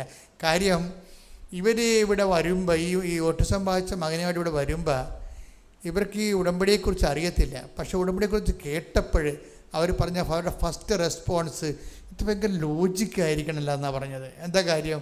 പ്രാർത്ഥനയല്ലല്ല വിഷയം. ഇവിടെ എന്താണ്? പ്രവർത്തനങ്ങളാണ് വിഷയം. പ്രാർത്ഥനയല്ല ഇവിടെ മോഡായിട്ട് ഉപയോഗിക്കുന്നത്. എന്താണ്? പ്രവർത്തനങ്ങളാണ്. അപ്പോൾ പ്രവർത്തനങ്ങൾക്ക് ഇവർക്ക് ഇൻട്രസ്റ്റ് ഉള്ള ആളാണ്. കാര്യം അത് നമുക്ക് കോൺക്രീറ്റായിട്ട് ദൈവത്തിൻ്റെ നമ്മളെ എപ്പോഴും പെട്ടെന്ന് നമ്മളെ ഐഡൻറ്റിഫൈ ചെയ്യാൻ പറ്റും. ദൈവത്തിന് നമ്മളെ ക്യാച്ച് ചെയ്യാൻ പറ്റും. എന്താണ്? നമ്മൾ നമ്മുടെ ജീവിതം തന്നെ പ്രവർത്തനങ്ങൾ കൊണ്ട് നമ്മളെ വിശ്വാസത്തെ നീതീകരിക്കുന്ന കാരണം ഭയങ്കര സ്പീഡാണ്. അപ്പോൾ ഇവർ സ്പീഡാണെന്ന് പറയുമ്പോൾ നിങ്ങൾ സ്പീഡായാൽ മാത്രമേ സ്പീഡാകത്തുള്ളൂ. ചില ആൾക്കാർ ഇപ്പം ഇവർ പറയണത് ഇവരുടെ രീതി ഇവർ പറയണത് ഞാൻ ആ പത്രം കിട്ടുമ്പോൾ തന്നെ പത്രം അരച്ച് കലക്കി ആദ്യം ഒന്ന് പഠിക്കും. കണ്ടാ നോക്കി, അങ്ങനെയാണ് ആൾക്കാർ ജീവിക്കണത്. പത്രം കിട്ടുമ്പോൾ തന്നെ പത്രം ഞാൻ കുത്തിയിരുന്ന് വായിക്കും. ഇത് ന്യൂ അപ്ഡേഷൻസ് എല്ലാം നോക്കുമെന്ന്. സാക്ഷ്യത്തിൻ്റെ പുതിയ തലങ്ങളില്ലേ അതെല്ലാം നോക്കും. എന്തിനാണ് അവരെ നോക്കണത്? ഈ മകനെയും കൊണ്ടുപോയിട്ട് ടൗണിൽ പോകും, അല്ലെങ്കിൽ ഏതെങ്കിലും ബാംഗ്ലൂർ സിറ്റിയിൽ ഇതുപോലെയുള്ള ഗ്രൂപ്പുകളിലേക്ക് പോകും, അല്ലെങ്കിൽ കവലയിൽ പോയിട്ട് ഇവർ ജനങ്ങളോട് സംസാരിക്കും പത്രം വെച്ച്. അത് അവർ കൊണ്ടുപോകുന്ന പത്രം എന്താണ്? ഇംഗ്ലീഷ് പത്രം, കന്നഡ പത്രം. കന്നഡ അവർക്ക് അധികം പിടിയില്ല. പക്ഷേ എനിക്ക് കന്നഡക്കാരെ കിട്ടുമ്പോൾ ഞാൻ അറിയാവുന്ന കന്നഡ ഭാഷയിലും പിന്നെ ഹിന്ദിയിലും ഇംഗ്ലീഷും ഒക്കെ അവരോട് സംസാരിക്കും. അവരുടെ റിസപ്റ്റിവിറ്റി കാണുമ്പോഴേക്കും മനസ്സിലാകും എനിക്ക് ഭാഷ അത്ര നിശ്ചയമില്ലെങ്കിൽ ഞാൻ പറയണ കാര്യം അമ്മ അവർക്ക് തർജ്ജമ ചെയ്ത് കൊടുക്കുന്നുണ്ട്. അതാണ് അവർ സന്തോഷത്തോടെ കന്നഡക്കാർ ചോദിക്കുകയെ, നിങ്ങൾ ഇത്രയും ശ്രദ്ധിച്ചാണോ സൂക്ഷിച്ചാണോ കേരളത്തിലൊക്കെ ജീവിക്കണതെന്ന്. കാര്യം അങ്ങനെയാണ് അവരുടെ റെസ്പോൺസ്. അതാണ് കന്നഡക്കാർ ഇവരുടെ പ്രേക്ഷിത പ്രവർത്തനം കാണുമ്പോഴേ. അപ്പോഴേ ഇവർ ചോദിക്കും ഈ മകനെ കൊണ്ട് പോണ കാര്യം എന്താ വെച്ചാൽ മകനെ കാണിച്ചിട്ട് ഇവർ സാക്ഷ്യം പറയുകയാണ്. ഈ മകനെ കാണിച്ചിട്ടാണ് ഇവർ സാക്ഷ്യം പറയണത്. അത് പ്രൂഫായിട്ട് അവർ കൊണ്ടു നടക്കുന്ന അതായത് അവർക്ക് ദൈവം തന്ന അനുഗ്രഹത്തെ ജനങ്ങളുടെ മുമ്പിൽ കാണിച്ച്. ഇപ്പം ഇങ്ങനെയൊക്കെ ചെയ്യുമ്പോൾ എന്താ പ്രശ്നം എന്ന് വെച്ച് കഴിഞ്ഞാൽ ദൈവത്തോട് നമ്മൾ ആദ്യം വായിട്ടലക്കേണ്ടി വരത്തില്ല. എന്താ കാര്യം? ദൈവം ഇവരെ കാണുന്നുണ്ടല്ലോ ഇവർ ചെയ്യണ കാര്യങ്ങൾ. അതാണ് വിഷയം. കാര്യം ദൈവം ഇത് കാണുന്നുണ്ടല്ലോ ഇവർ ചെയ്യണ കാര്യങ്ങളെല്ലാം. ഇത്രയും തിഷ്ഠതയാണ് ഇവർ ഈ കാര്യത്തിൽ എടുത്തിരിക്കുന്നത്. അങ്ങനെയൊക്കെ വരുമ്പോൾ ഗുണമെന്ന് പറയുന്നത് നമുക്ക് പ്രാർത്ഥനയുടെ എണ്ണം കുറക്കാൻ പറ്റും. ചില ആൾക്കാരൊക്കെ മനസ്സിലൊന്ന് വിചാരിച്ചാൽ മതി. കാര്യം ദൈവസ്നേഹം ഉള്ളവന് വിചാരം പോലും പ്രാർത്ഥനയായിട്ടാണ് മാറണത്. ഇപ്പം നമ്മൾ ഒരു ടൈം കഴിഞ്ഞാൽ ദൈവ തിരുസന്നിധി നമ്മൾ നമുക്ക് തള്ളിക്കളയാൻ പറ്റിയ ഒരാളായിട്ട് മാറണം. ഒരു ടൈം കഴിഞ്ഞാൽ ദൈവത്തിന് തള്ളിക്കളയാൻ പറ്റാത്ത ഒരാളായിട്ട്, അതായത് ഈ ജെയ്മി അവസാനം പറയുന്നൊരു വാക്ക് ഞാനിവിടെ ചുവപ്പ് മഷി എഴുതി വെച്ചിട്ടുണ്ട്. എന്താ എഴുതിയിരിക്കണമെന്ന് അറിയാമോ? ദൈവസന്നിധി കണ്ണുകൾ ഉയർത്തി നിൽക്കാൻ പറ്റാത്ത എന്തെങ്കിലും എന്നിലുണ്ടെങ്കിൽ അത് മാറ്റാൻ ഉടമ്പടി ജീവിതം എന്നെ സഹായിച്ചിട്ടുണ്ടെന്ന്. എന്നെ വർത്തമാനം പറയണേ. എന്താ പറഞ്ഞിരിക്കണേ അവർ? ദൈവസന്നിധിയിൽ കണ്ണുകൾ എന്ന് പറഞ്ഞ ദൈവസന്നിധിയിൽ കണ്ണുകൾ ഉയർത്തി നിൽക്കാൻ പറ്റാത്ത എന്തെങ്കിലും നമ്മിലുണ്ടെങ്കിൽ അത് മാറ്റാൻ ഉടമ്പടി ജീവിതം നമ്മെ സഹായിക്കും. അപ്പൊ ഇത്രയും സ്കാൻ ചെയ്തിട്ടാണ് അവരിതിനെ ഈ വിഷയം അവതരിപ്പിക്കുന്നത്. ഉടമ്പടി എന്താണ് അവർക്ക് നൽകിയതെന്ന് ചോദിച്ചാൽ അവർ പറയുന്ന ഒറ്റ വാക്ക് എന്താണ്? എനിക്ക് ദൈവ തിരുസന്നിധിയിലെ കണ്ണുകൾ ഉയർത്തി ധൈര്യത്തോടെ നിൽക്കാം. അതെന്നെ ധൈര്യത്തോടെ നിർത്തുന്നത് ആരാണ്? എൻ്റെ ഉടമ്പടി ജീവിതമാണ്. ദൈവ തിരുസന്നിധിയിൽ എനിക്ക് ധൈര്യമായിട്ട് ചോദിക്കാം. ദൈവം തരികയോ തരാതിരിക്കുകയോ അത് ദൈവത്തിൻ്റെ വിഷയമാണ്. അതിലെനിക്ക് പ്രശ്നമല്ല. പക്ഷേ എനിക്ക് ചോദിക്കാനുള്ള ഒരു ആംബിയർ ഉണ്ട്. എന്താ കാര്യം? ഞാൻ ദൈവ തിരുസന്നിധിയിൽ കണ്ണുകൾ ഉയർത്തി നിൽക്കാനുള്ള ധൈര്യം എനിക്ക് തന്നത് ആരാണ്? എൻ്റെ ഉടമ്പടി ജീവിതമാണ്. അപ്പോൾ ഉടമ്പടി ജീവിതം എന്നാണ് അവർ പറയണത്. ഞാനൊരിക്കലും ഉടമ്പടി ജീവിതമെന്ന് പറഞ്ഞിട്ടില്ല. കാരണം ജനങ്ങൾ അവരുടെ അനുഭവത്തിലൂടെ ഉടമ്പടി ജീവിതമെന്ന് പറയാൻ തുടങ്ങിയപ്പോഴാണ് ഞാനും ഉടമ്പടി ജീവിതമെന്ന് പറയാൻ തുടങ്ങിയത്. കാര്യം ഉടമ്പടി ഒരു ജീവിത രീതിയാണത്. ആ ഉടമ്പടി ജീവിതത്തിലൂടെ ഒരു വ്യക്തിക്ക് ഉണ്ടാകുന്ന സംഭവം എന്താണ്? ദൈവത്തിൻ്റെ തിരുസന്നിധിയിൽ കണ്ണുകൾ ഉയർത്തി നിൽക്കാൻ നമുക്ക് ആശങ്കയില്ലാതെ, സംശയമില്ലാതെ, ഞെട്ടുറപ്പോടുകൂടി നിൽക്കാൻ പറ്റും. കാര്യം എന്താണ്? അവരുടെ പ്രവർത്തനത്തിൻ്റെ രീതിയാണ്. കന്നഡയും ഇംഗ്ലീഷുകാരുടെ ഇംഗ്ലീഷും ഹിന്ദിയും അത്രയും ഭാഷയ്ക്ക് നൈപുണ്യം ഇല്ലെങ്കിൽ പോലും ആദ്യം പതർച്ചൊന്നും ഇല്ലാതെ കർത്താവിനെ സുവിശേഷ വേല. അപ്പോൾ ഇത് ചെയ്യണത് എന്താണ്? ഇത് ചെയ്യണത് ഇവർ 12 മണിക്കൂർ ജോലി കഴിഞ്ഞിട്ടാണ് ചെയ്യണത്. 12 മണിക്കൂർ ജോലിയുണ്ട് അവർക്ക് അവരുടെ ഓഫീസിൽ. അത് കഴിഞ്ഞിട്ടാണ് ഇവർ ചെയ്യണത്. അപ്പോഴവരുടെ മനസ്സിൽ കർത്താവിനോട് ഒരു ചിന്ത എന്താ വന്നതെന്ന് വെച്ച് കഴിഞ്ഞാൽ, എനിക്കിത് സമയം കിട്ടുകയാണെങ്കിൽ എനിക്ക് ടെൻഷൻ ഇല്ലാതെ ജോലി ചെയ്യാവില്ല. അതാണ് പിന്നീട് അവർ ഈശോയോട് പറയണ ഒരു കാര്യം. എനിക്കിത്തിരി സമയം, ഇപ്പോൾ 12 മണിക്കൂർ ജോലി ചെയ്യണ്ടേ. തന്നെയല്ല വേറെ പ്രശ്നമുണ്ട്. എന്താണ്? ഈ ഒക്കുലർ മയോപ്പതി എന്നും പറഞ്ഞ രോഗമുണ്ട്. കണ്ണിൻ്റെ മസിൽ കടിക്കും. അപ്പം അത് കണ്ണിന് അതുകൊണ്ട് ഈ കമ്പ്യൂട്ടർ നോക്കി കുറച്ച് നേരം ഇരുന്ന് കഴിഞ്ഞാൽ തന്നെ കണ്ണൊക്കെ വല്ലാത്ത രീതിയിൽ കണ്ണ് നിറയാനും മസിൽ പിടിക്കാനൊക്കെ തുടങ്ങും. അപ്പോൾ മസിൽ വെട്ടിക്കയറ്റതൊക്കെ നമ്മൾ പറയത്തില്ലേ, അപ്പോൾ കണ്ണിൻ്റെ മസിൽ പിടിക്കും. അപ്പോൾ ആ രോഗമുള്ള ആളാണ് ഈ 12 മണിക്കൂർ ജോലി ചെയ്യണത്. ഈ ജോലിയുടെ ഇടയ്ക്കാണ് ഈ സുവിശേഷ വേലയ്ക്ക് പോണത്. അപ്പോൾ ഈശോയോട് മനസ്സിലൊന്ന് വിചാരിക്കും, എന്താണ്, എനിക്ക് ഇത്തിരി സമയം കൂടി കിട്ടിയിരുന്നെങ്കിൽ എനിക്ക് കുറച്ചുകൂടി സമാധാനത്തിൽ പ്രേക്ഷിത വരെ ചെയ്യാൻ പറ്റുമല്ലോ എന്ന്. അവർ മനസ്സിൽ വിചാരിച്ചതേ ഉള്ളൂ. അവർക്ക് പ്രമോഷൻ്റെ സമയമൊന്നും ആയിട്ടില്ല. നിയമപരമായിട്ട് അവർക്ക് പ്രമോഷന് 3 കൊല്ലം കൂടി വേണം. പക്ഷേ എന്തു ചെയ്ത്, ആ മനസ്സിൽ വിചാരിച്ച ആ ആഴ്ച തന്നെ ഈശോ അവർക്ക് പ്രമോഷനും ശമ്പളവും കൂട്ടുകയാണ്. ഹല്ലേലൂയ, ഹല്ലേലൂയ, ഹല്ലേലൂയ. ദൈവം ഇങ്ങനെ വളരെ ഇങ്ങനെ കണ്ണെ കാണാവുന്ന പോലെയാണ്. നമ്മൾ ഈ പാത്ത് കളിച്ചിട്ടാണ് കുഴപ്പം വന്നിരിക്കുന്നത്. നിങ്ങൾ നേരെ വെളിച്ചത്ത് വരണം ദൈവത്തിൻ്റെ മുമ്പിൽ. ദൈവത്തിന് മുമ്പ് വെളിച്ചത്ത് വന്നിട്ട് നിങ്ങളുടെ പ്രവർത്തനങ്ങൾ ദൈവം കാണട്ടെ. ദൈവം കണ്ട് ദൈവം മനസ്സിലാക്കണം. നിങ്ങളൊന്നും ഒളിച്ച് കളിക്കണില്ല. തൽക്കാലം ഇങ്ങനെ ഒരു കാര്യം കാണാൻ വേണ്ടി കുറച്ച് നാളത്തേക്കുള്ള ചുറ്റിക്കളിയല്ല എന്ന് ദൈവത്തിന് തോന്നണം. പല ആൾക്കാർക്ക് ഉടമ്പടി ചുറ്റിക്കളിയാണ്. എന്താണ്? ആ തൽക്കാലം ആ കാര്യം കാണാൻ വേണ്ടിയുള്ള ഒരു പമ്മലും ഒരു തിരികെത്തിക്കലും ഒരു ഓട്ടം പിടുത്തമൊക്കെ ഉള്ളൂ. ഇതൊക്കെ ദൈവത്തിന് അറിയാം. അങ്ങനെയുള്ള അഭ്യാസം ഇനി നടക്കത്തില്ല. എന്താ കാര്യം വെച്ചാൽ നിങ്ങൾക്ക് മുമ്പിൽ വന്ന ആൾക്കാർ, പുറകിൽ വന്ന ആൾക്കാർ ഒത്തിരി മുമ്പിലോട്ട് പോയി. അവരെന്താണ്? സത്യസന്ധമായ ഒരു വഴികൾ തിരഞ്ഞെടുത്തിട്ടാണ് ദൈവത്തിന് അവർ ബോധ്യപ്പെടുത്തി. അപ്പോൾ എന്താ പറ്റി? അവർ ടൈം ഷോർട്ട് ചെയ്ത് കൊടുക്കും. ഇപ്പോൾ ഉടമ്പടിയുടെ രീതി തന്നെ എന്താണ്? സമയമായില്ലെന്ന് പറഞ്ഞാൽ ആകാത്ത സമയം ആക്കിയെടുക്കുന്നതിനാണ് അമ്മയുടെ കണ്ടന്റ് എന്ന് പറയുന്നത്. Marian content. ഉടമ്പടിയുടെ മരിയൻ കണ്ടന്റ് എന്താണ്? അവൻ പറയണ പോലെ ചെയ്യുക എന്ന് പറഞ്ഞ അവൻ പറയണ പോലെ ചെയ്യണേ എന്തിനു വേണ്ടിയാണ്? ആകാത്ത സമയമാണ് വിഷയം. കൃപാസനത്തിൽ സമയഘടികാരം നെഞ്ചൽ ചാർത്തി പ്രത്യക്ഷപ്പെടുമ്പോൾ സഞ്ചാരി മാതാവ് സമയത്തിൻ്റെ അധികാരിയെന്ന് ജനങ്ങൾ പ്രാർത്ഥിക്കുമ്പോൾ അതിൻ്റെ പിന്നിലുള്ള അന്തസ്സത്ത എന്ന് പറഞ്ഞാൽ എന്താണ്? നിൻ്റെ സമയത്തിൻ്റെ മേലെ ഇടപെടാൻ മാതാവിന് ദൈവം മധ്യസ്ഥ അധികാരം കൊടുത്തിരിക്കുന്നു. കൈയടിച്ച് ശ്രദ്ധിക്കട്ടെ. അല്ലെങ്കിൽ എന്തെങ്കിലും ചെയ്യണമെന്ന് പറഞ്ഞുകൊണ്ടിരിക്കുകയാണ്. അപ്പോഴൊരു നേഴ്സ് വന്ന് ഇവരെ കാണാം. ഇവർ സ്ഥിരമായിട്ട് പോകുന്ന ഗവൺമെൻറ് ആശുപത്രിയിൽ നേഴ്സ് പറയും, നിങ്ങൾ എന്നോട് പറഞ്ഞില്ലേ സഹായിക്കാനുള്ള ആരെങ്കിലും കാണുമെങ്കിൽ പറയണമെന്ന്. ഞാനൊരാളെ കണ്ടിട്ടുണ്ടെന്ന് പറഞ്ഞു. ഒരാളുടെ അടുത്ത് ചെല്ലും. ആൾ ചെല്ലുമ്പോൾ അയാൾക്ക് കൈയും കാലം തളർന്നിരിക്കുകയാണ്. അപ്പം അയാളോട് ചോദിക്കും, നിങ്ങൾക്ക് എന്താ വേണ്ടെന്ന് ചോദിക്കും. അപ്പം അയാൾ കരഞ്ഞ് പ്രാർത്ഥിച്ചുകൊണ്ടിരിക്കുകയാണ് കഴിഞ്ഞ ആഴ്ചയിൽ. എന്താണ്? ഒരു കസ്റ്റമൈസ് വീൽ ചെയർ കിട്ടാൻ വേണ്ടി. അപ്പോൾ അയാൾ പറഞ്ഞ് എനിക്കൊരു കസ്റ്റമൈസ് വീൽ ചെയർ തന്നാൽ മതി എന്ന് പറയും. അപ്പോൾ ഉള്ള വിഷയം എന്ന് പറയണത് അയാൾക്ക് കൈയും കാലം തളർന്നിരിക്കുകയാണ്.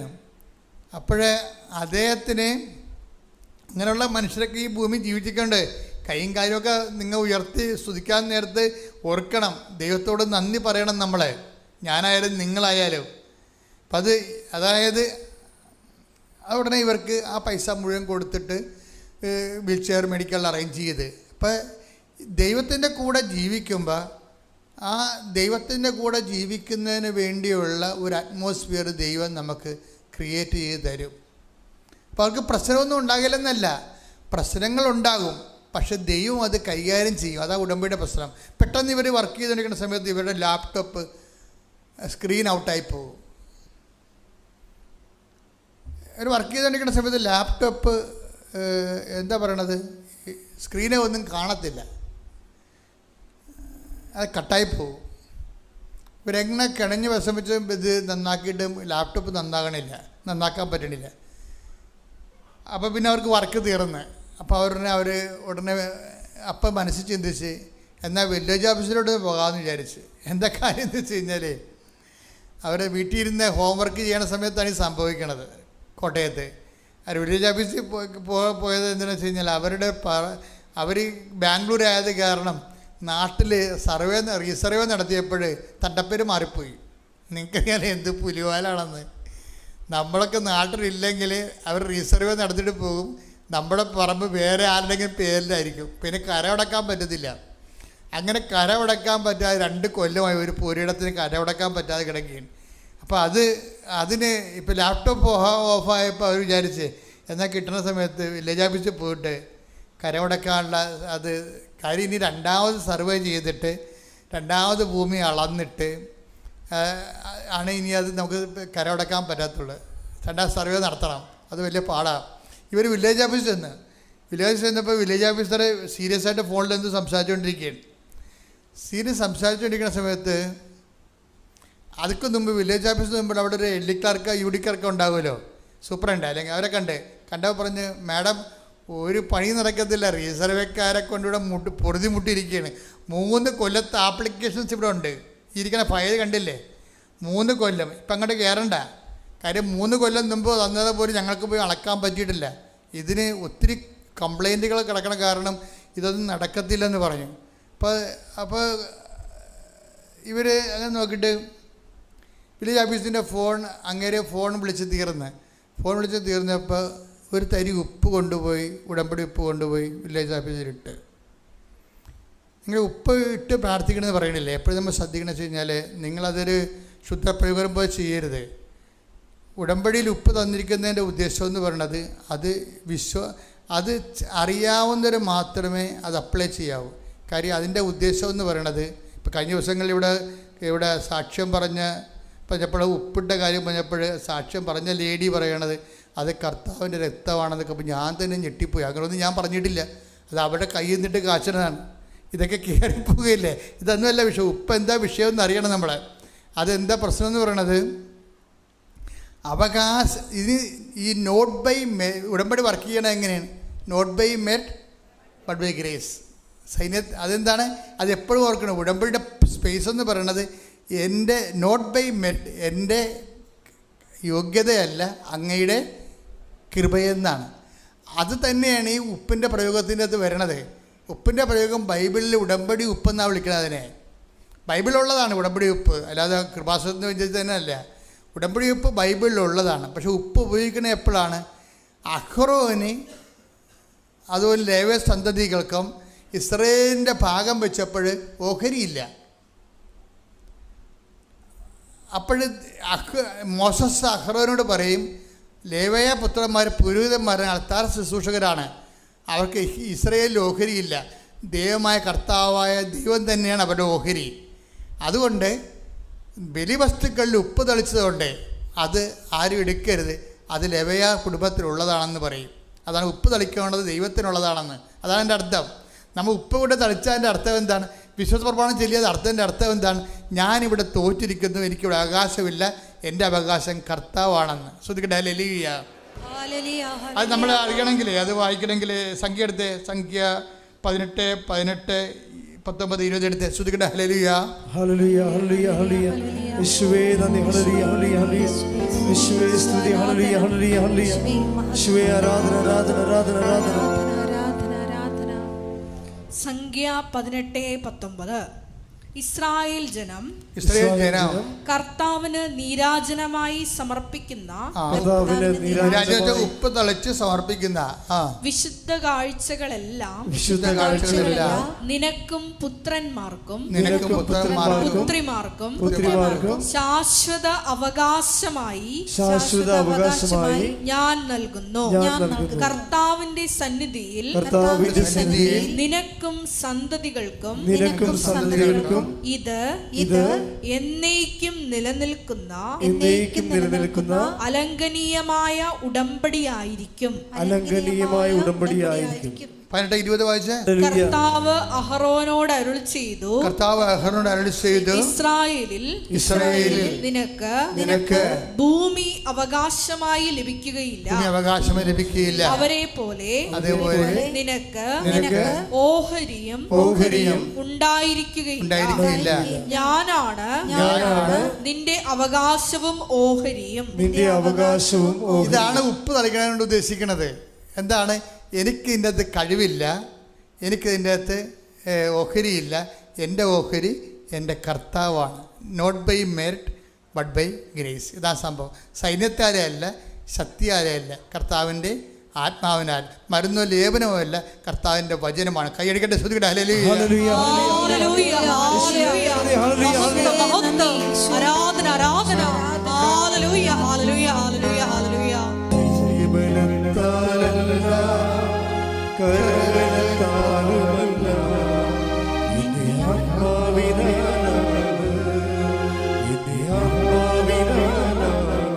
അത് ചെയ്യുമ്പോൾ വിശ്വാസ പ്രമാണം ചങ്കയെ കൊണ്ട് ചൊല്ലിയിട്ട് വേണം അത് പ്രയോഗിക്കാൻ.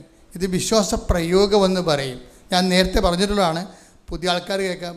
വിശ്വാസത്തെ ഉടമ്പടിയിൽ നമുക്കറിയാം, വിശ്വാസത്തെ നമുക്ക് പ്രാർത്ഥനയാക്കി മാറ്റാം, വിശ്വാസത്തെ നമുക്ക് പ്രഖ്യാപനമായി മാറ്റാം, വിശ്വാസത്തെ നമുക്ക് പ്രയോഗമായി മാറ്റാം. ഇപ്പോൾ ഉടമ്പടിയിലാണ് പ്രയോഗവിധികളുള്ളത്. വിശ്വാസത്തെ പ്രയോഗമാകും. ഇപ്പോൾ എന്താണ് ഇപ്പോൾ ഇവർ പറയണത്? ഇവർ PT പരീക്ഷയ്ക്ക് പോകും. ഇപ്പോൾ ഈ സ്ഥലത്തിൻ്റെ കാര്യം പറഞ്ഞല്ലേ, സ്ഥലത്തിൻ്റെ കാര്യം ഇവർ ഒപ്പിട്ട് കഴിഞ്ഞപ്പോൾ തന്നെ ഈ വില്ലേജ് ഓഫീസറിൻ്റെ സാറിനോട് ഇത് കാര്യം പറഞ്ഞു, ഇതാണ് സംഭവം എന്ന് പറഞ്ഞു.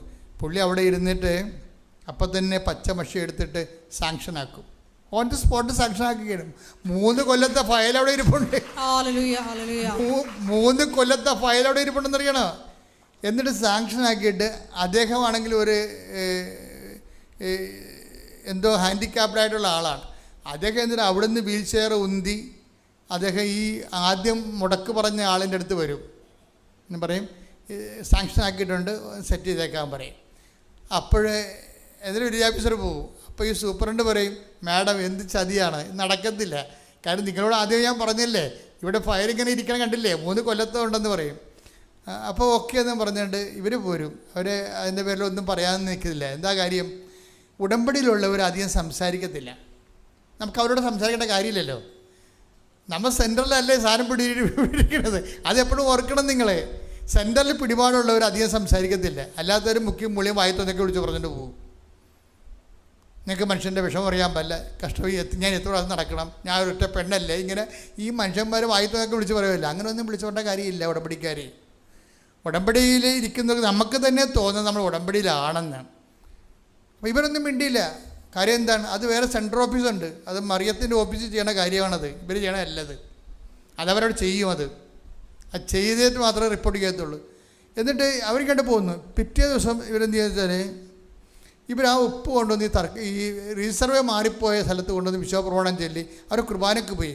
കുർബാനയ്ക്ക് പോയി ഞായറാഴ്ച തിരിച്ചു വന്ന ശേഷം റീസർവേ മാറിപ്പോയ പുരയിടത്തിൽ കൊണ്ടുവന്ന് ഈ ഉപ്പ് വിശ്വപ്രമാണം ചൊല്ലിയിട്ട് 5 മിനിറ്റ് കഴിഞ്ഞപ്പോൾ തന്നെ ഒരു സർവേയർ ഇവരെ വിളിക്കും. ടൈം കണ്ട, ടൈം എന്തോ ഇങ്ങനെ നിൽക്കുകയാണ്. 5 മിനിറ്റ് കഴിഞ്ഞപ്പോൾ ഒരു സർവേയർ വിളിക്കും, മാഡം നിങ്ങളുടെ നാളെ 11 മണിക്ക് നിങ്ങൾ ആ പുരയിടത്തിലുണ്ടാകണം, ഞാൻ അളക്കാൻ വരുന്നുണ്ടെന്ന്. നോക്കിയേ, ഇതെങ്ങനെ ഇത് വർക്കൗട്ട്. ഇതാണ് ടൈം ഷോർട്ടണിങ് എന്ന് പറയണത്. ടൈം ഷോർട്ടണിങ്, സമയ ചുരുക്കം എന്ന് പറയും. മറിയം അത് ഒപ്പിട്ട് കഴിഞ്ഞാൽ പിന്നെ ആർക്കും തടുക്കാൻ പറ്റത്തില്ല. ഞാൻ തുറന്ന വാതിൽ ആരും അടക്കത്തില്ല, അടച്ച വാതിൽ ഞാൻ വെച്ചു കൊടുക്കും. അവൻ തുറന്നാൽ ആരും അടയ്ക്കുകയോ അവൻ അടച്ചാൽ ആരും തുറക്കുകയോ ഇല്ല. ഇത് ഈശോയ്ക്ക് കിട്ടിയ അധികാരമാണ്, ദാവീദ് ഭവനത്തിൻ്റെ താക്കോല്. ആ അധികാരമാണ് അമ്മയുടെ മധ്യസ്ഥതയിൽ കൈമാറണത്. അമ്മ അവിടെ കൊണ്ട് ഒപ്പിട്ട് സമയം ആയില്ലെന്ന് പറഞ്ഞാൽ പോലും അമ്മ ഒപ്പിട്ട് കഴിഞ്ഞാൽ ആകാത്ത സമയം ആക്കിയെടുക്കും. എപ്പോഴും എൻ്റെ മക്കളോട് എനിക്ക് ആധിയോടും ഭീതിയോടും കൂടി പറയാനുള്ള കാര്യം, ഞാൻ പറയണത് ഏത് രീതിയിൽ നിങ്ങൾക്ക് മനസ്സിലാവണമെന്ന് എനിക്കറിയത്തില്ല.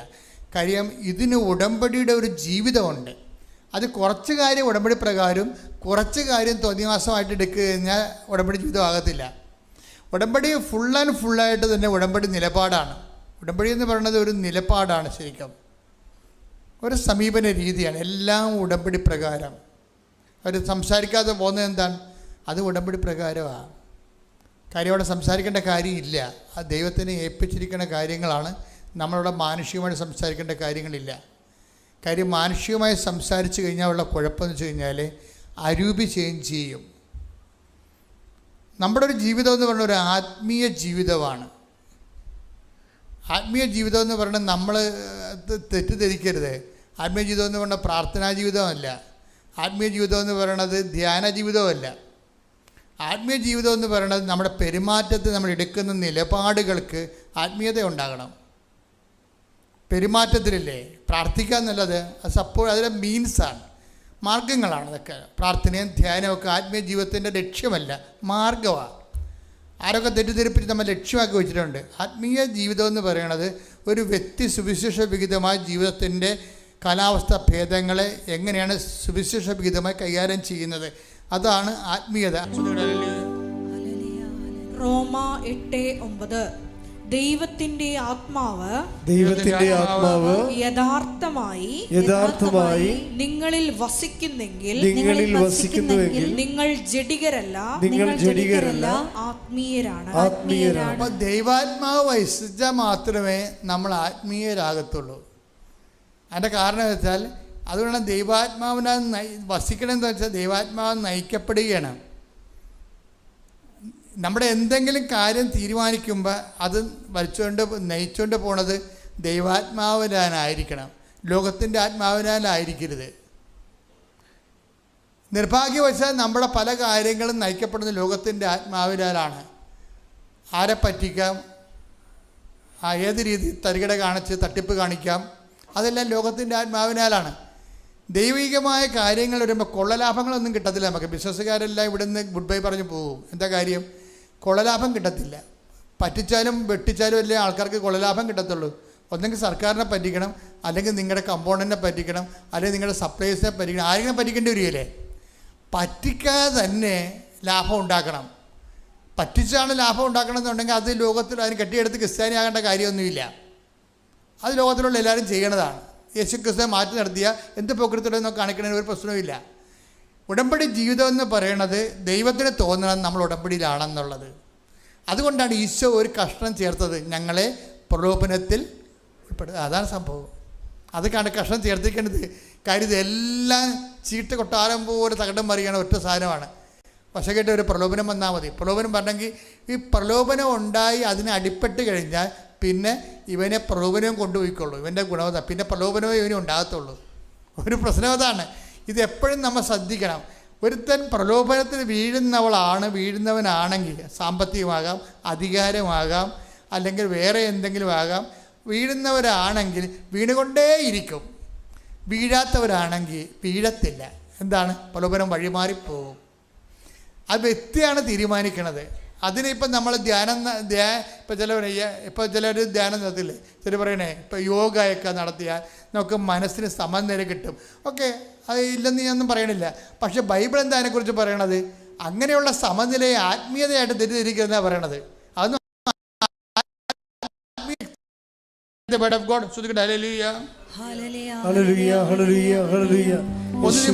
തിമോത്തി 4:8. ഹല്ലേലൂയ ഹല്ലേലൂയ ഹല്ലേലൂയ ഹല്ലേലൂയ. യേശുവേ സ്തുതി. ഹല്ലേലൂയ ഹല്ലേലൂയ ഹല്ലേലൂയ. 1 തിമോത്തി 4:8. ശാരീരികമായ പരിശീലനം കൊണ്ട്, ശാരീരികമായ ബ്രീത്തിങ് ഒക്കെ കൊണ്ട് കുറച്ച് പ്രയോജനമുണ്ട്. കുറച്ച് പ്രയോജനമേ ഉള്ളൂ. എന്നാൽ ആത്മീയത എല്ലാ വിധത്തിലും വിലയുള്ളതാണ്.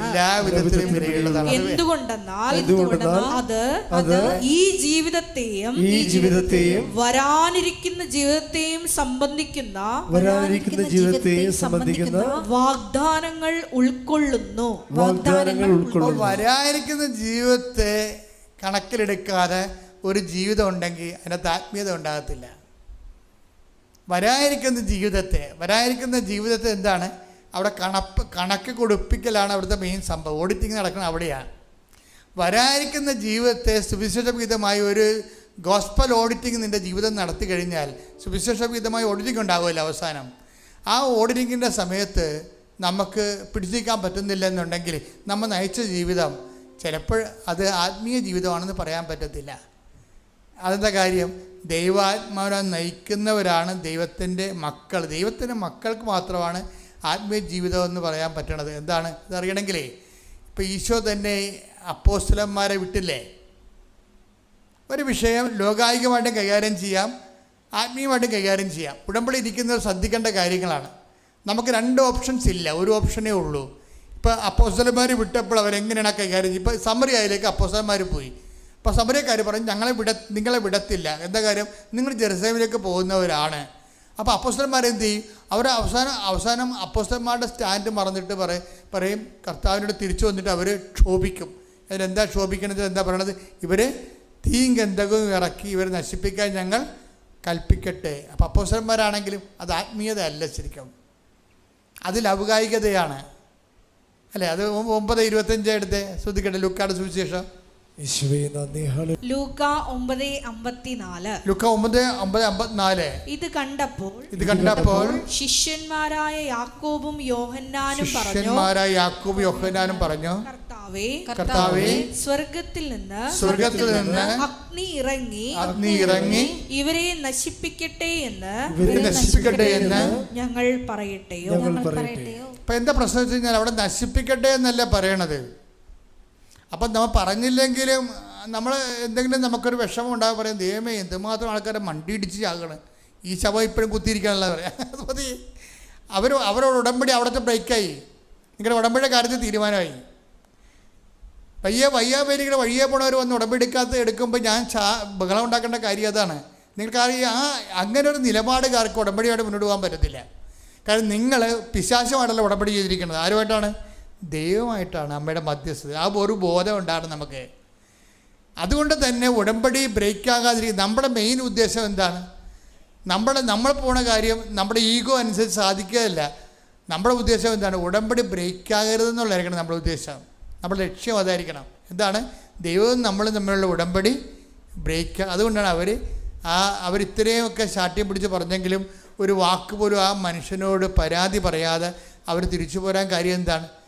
അവർ ഉടമ്പടിയിലായതുകൊണ്ടാണ്. ഇപ്പം ഈശോ പറഞ്ഞില്ല 56:9-56 എടുത്ത് അവർ മറ്റൊരു ഗ്രാമത്തിലേക്ക് പോയി. മറ്റൊരു ഗ്രാമത്തിലേ ഉള്ള സംഭവം. അപ്പോൾ ഈശോ എടുത്ത് ആ വിഷയം വന്നപ്പോൾ ഈശോ ആത്മീയമായിട്ടാണ് കൈകാര്യം ചെയ്തത്. അപ്പോസ്തലന്മാർ അത് ജഡികമായിട്ട് കൈകാര്യം ചെയ്തത്. അപ്പോൾ നിങ്ങൾ ഉടമ്പടിയാണോ അല്ലയോ എന്ന് പറയണത് ഒരു കുടുംബത്തിലുണ്ടാകുന്ന പ്രശ്നങ്ങളെ നിങ്ങൾ എങ്ങനെ കൈകാര്യം ചെയ്യുന്നു എന്നുള്ളതാണ്. പിടികിട്ടിയ നിങ്ങൾ ഉടമ്പടിയിലാണോ അല്ലയോ എന്ന് ദൈവം തീരുമാനിക്കണത് നിങ്ങളുടെ വർക്ക്ഷോപ്പിലോ വർക്കിലോ സ്കൂളിലോ ഓഫീസിലോ നിങ്ങൾ ഒരു വിഷയം വന്നപ്പോൾ അതെങ്ങനെയാണ് ജഡികമായിട്ടാണോ ലൗകികമായിട്ടാണോ കൈകാര്യം ചെയ്യുന്നത് എന്നാണ്. അപ്പോൾ ലൗകികമായിട്ടാണ് കൈകാര്യം ചെയ്യുന്നതെങ്കിൽ നിങ്ങൾ ഉടമ്പടിക്ക് പുല്ല് വില കൽപ്പിക്കണത്. ദൈവം ഉടമ്പടിക്ക് നിങ്ങൾ പുല്ല് വില കൽപ്പിക്കേണ്ടത്. പിന്നെ ദൈവം നിങ്ങളുടെ കാര്യത്തിൽ എന്തിനാണ് താല്പര്യം എടുക്കേണ്ട കാര്യമില്ല. അതുകൊണ്ടാണ് ഉടമ്പടി നീണ്ടു പോണത്. അത് വളരെ ശ്രദ്ധിച്ച് വേണം ഈ വിഷയം കൈകാര്യം ചെയ്യാൻ. ഒന്ന് ശ്രദ്ധിക്കട്ടെ. ഹല്ലേലൂയ, ഹല്ലേലൂയ, ഹല്ലേലൂയ, ഹല്ലേലൂയ, ഹല്ലേലൂയ. മഹത്വം,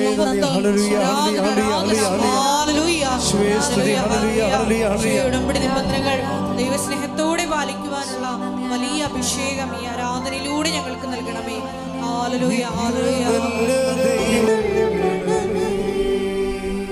കർത്താവേ, ഗർഭിണികളെ സമർപ്പിച്ച് പ്രാർത്ഥിക്കുന്ന ഈശോയെ, ഗർഭാവസ്ഥയിൽ കുഞ്ഞുങ്ങൾക്ക് കുഴപ്പങ്ങളുള്ളവർ, മാതാപിതാക്കന്മാർ ആധിപതിക്കുന്നവർ, അമ്മമാർ രാത്രിയും കണ്ണുനീരോടെ കിടക്കുന്നവരെ അവിടെ വയറിലങ്ങ് സ്പർശിക്കണമേ. അടിപ്പിണർ പോലെ പൈതാക്കാലം ദൈവികമായ ശക്തി ആ ഗർഭിണികളെ സ്പർശിക്കട്ടെ എന്ന് പ്രാർത്ഥിക്കുന്നു. ശ്രദ്ധിക്കട്ടെ. ഹല്ലേലൂയ, ഹല്ലേലൂയ, ഹല്ലേലൂയ, ഹല്ലേലൂയ, ഹല്ലേലൂയ. യേശുവേ, യേശുവേ, നാഥാവരേണമേ,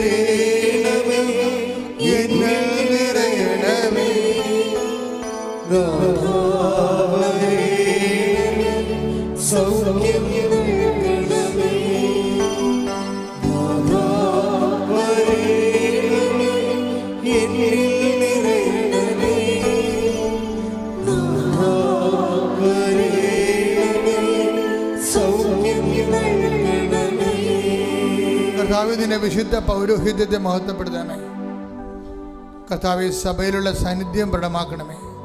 39 വർഷം ഞാൻ അർപ്പിച്ച കൃപാന്റെ യോഗ്യതയാണ് അങ്ങയുടെ കൃപാസന അൾത്താരെ ജീവനോടെ പ്രത്യക്ഷപ്പെട്ട പരിശുദ്ധയുടെ മാധ്യസ്ഥതയിൽ അങ്ങയുടെ അവകാശം ഓഹരിയ മക്കളുടെ മേലെ അങ്ങയുടെ കാരുണ്യം ചൊരിയണമെന്ന് പ്രാർത്ഥിക്കുന്നു. കർത്താവ്, ജോലിയില്ലാത്തവർ, കടകമ്പോളങ്ങൾ നടത്തിക്കൊണ്ട് കർത്താവ് കച്ചവടം ഇല്ലാതെ വിഷമിക്കുന്നവർ, ജോലിയില്ലാത്ത കർത്താവ് വേണ്ടത്ര വരുമാനം കിട്ടാത്ത മത്സ്യത്തൊഴിലാളികൾ, കർഷക തൊഴിലാളികൾ, ആ മേഖല വീട്ട് മൃഗങ്ങളെയും അതുപോലെ തന്നെ ജീവികളെയും വളർത്തിക്കൊണ്ട് നിസ്സാര വരുമാനത്തിൽ ജീവിക്കുന്നവർ, അവരെല്ലാം അതിൽ രോഗികളായിട്ടുള്ളവർ, ഇങ്ങനെ വീടില്ലാത്തവർ, വീട്ടിലേക്ക് വഴിയില്ലാത്തവർ, വെള്ളം കയറി കിടക്കുന്നവർ, പൊറുക്കാൻ പറ്റാത്തവർ, കൊതുകിൻ്റെ കടികൊണ്ട് എല്ലാ സമയത്തും വിഷമം അനുഭവിക്കുന്ന പാവപ്പെട്ട മനുഷ്യരുടെ മേൽ കർത്താവിൻ്റെ കാരുണ്യം ചൊരിയണമേ. അവർക്ക് പുതിയ ജീവിതം നൽകണമേ. എൻ്റെ കർത്താവിൻ്റെ ഉന്നതമായ നാമത്തിൽ സഭയുടെ അധികാരത്തിൽ കുരിശിൻ്റെ അടയാളത്തിൽ ദൈവശക്തി ഇറങ്ങട്ടെ. ശ്രുതികട. ഹല്ലേലൂയ,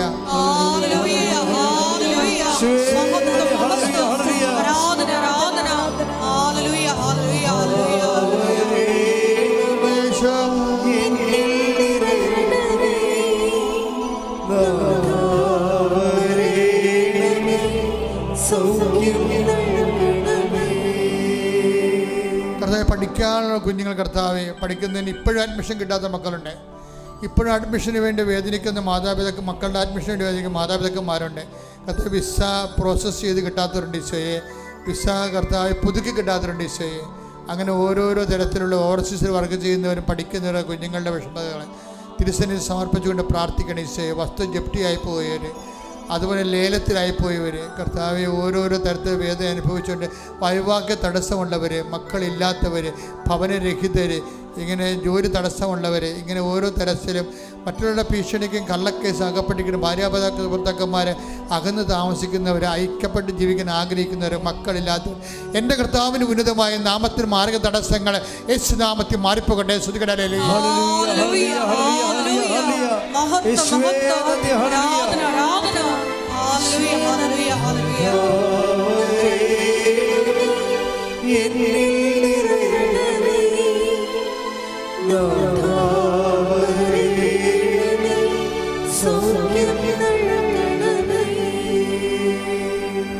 പ്രിയപ്പെട്ടവരെ, ഒക്ടോബർ മാസം 25-ാം തീയതി നടക്കുന്ന മഹാജപമാല റാലി കർത്താവിൻ്റെ തിരുസേന സമർപ്പിച്ചുകൊണ്ട് പ്രാർത്ഥിക്കാം.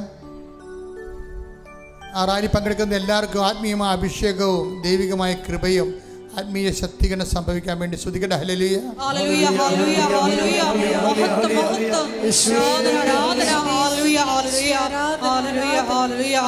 അനുകൂലമായ കാലാവസ്ഥകൾ, ആ ദിവസങ്ങളിൽ അനുകൂലമായ കാലാവസ്ഥകൾ ദൈവം നൽകുന്നതിന് വേണ്ടിയും അപകടങ്ങളൊന്നുമില്ലാതെ ഒരു കുഞ്ഞിനെ പോലും ചെറിയ പരിക്ക് പോലും ഏൽക്കാതെ അത് പരിപൂർണമായ ദൈവകൃപയിൽ അവസാനിക്കാനും പര്യവസാനിക്കാൻ വേണ്ടി ഇപ്പോൾ പ്രാർത്ഥിക്കട്ടെ. ശ്രുതികട ഹല്ലേലൂയ.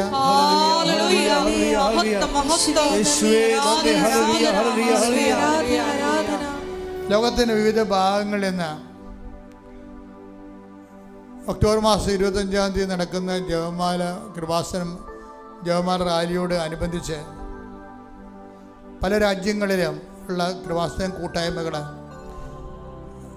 അതുപോലെ തന്നെ ധ്യാന കേന്ദ്രങ്ങൾ ഒക്കെ ജപമാല റാലി നടത്തുന്നുണ്ട്. ചിലർ 25-ാം തീയതി തന്നെ നടത്തുന്നത്, ചിലർക്ക് അമേരിക്കയിലൊക്കെ നേരത്തെയാണ് നടത്തുന്നത്. ഇപ്പോൾ ഓരോ രാജ്യങ്ങളിലുമുള്ള കൃപാസന അഖണ്ഡ ജപമാല റാലികളെ, അത് സംഘടിപ്പിക്കുന്നവരെ, അതുമായി ബന്ധപ്പെട്ട് പ്രവർത്തിക്കുന്നവരെ, അത് പങ്കെടുക്കുന്നവരെ, അവരുടെ വീഡിയോ എല്ലാം അച്ഛന് അയച്ചു തരുന്നുണ്ടവരെ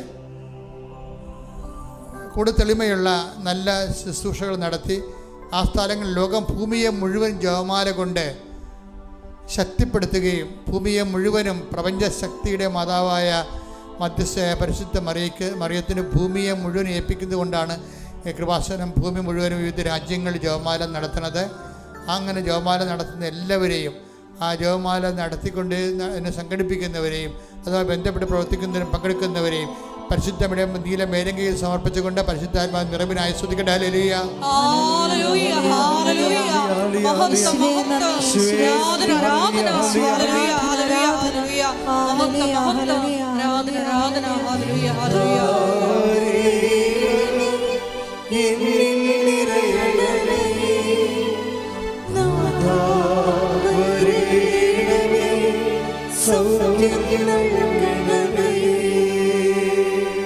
ഫ്രാൻസിലും റോമിലും അതുപോലെ തന്നെ അമേരിക്കയിലും കാനഡയിലും ഒക്കെ നടത്തിയുള്ള ജപമാല റാലിയുടെ ഈ ദിവസങ്ങളിൽ നടത്തിയ ജപമാല റാലിയുടെ ഫോട്ടോ അച്ഛനെ അയച്ചു തന്നിട്ടുണ്ട്.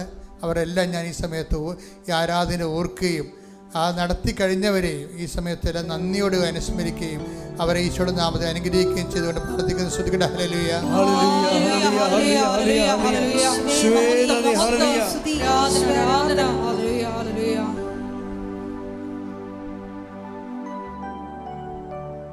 വ്യക്തിപരമായ ആവശ്യങ്ങൾക്ക് മൗനമായി പ്രാർത്ഥിക്കേണ്ട സമയമാണ്. മുട്ടേ നിൽക്കുക.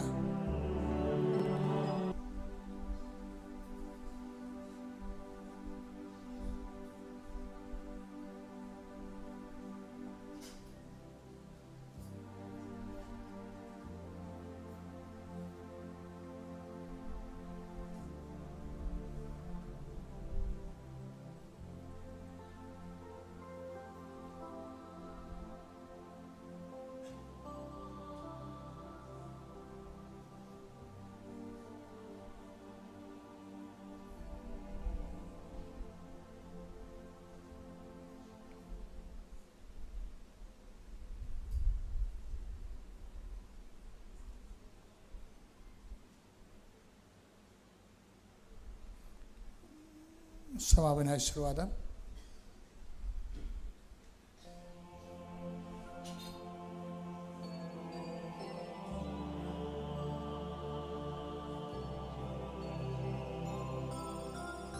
ശിരസ് നമിച്ച് നമുക്ക് ദിവ്യകാരുണ്യനാഥന്റെ ആശീർവാദം സ്വീകരിക്കാം.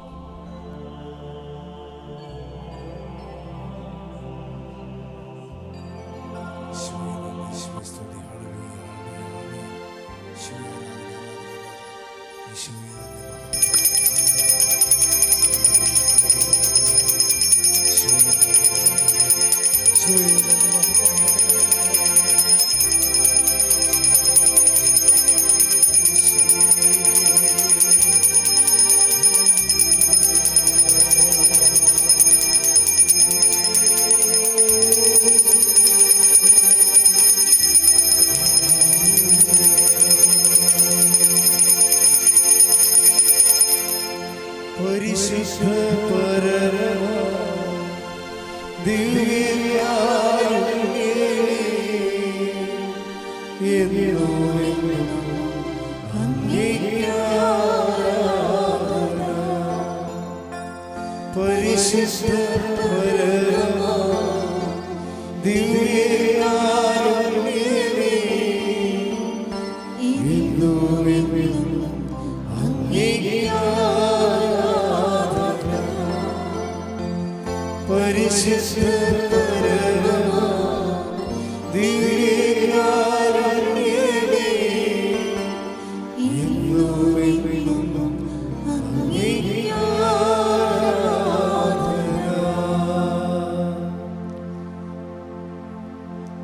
ആവേ ആവേ ആവേ മരിയ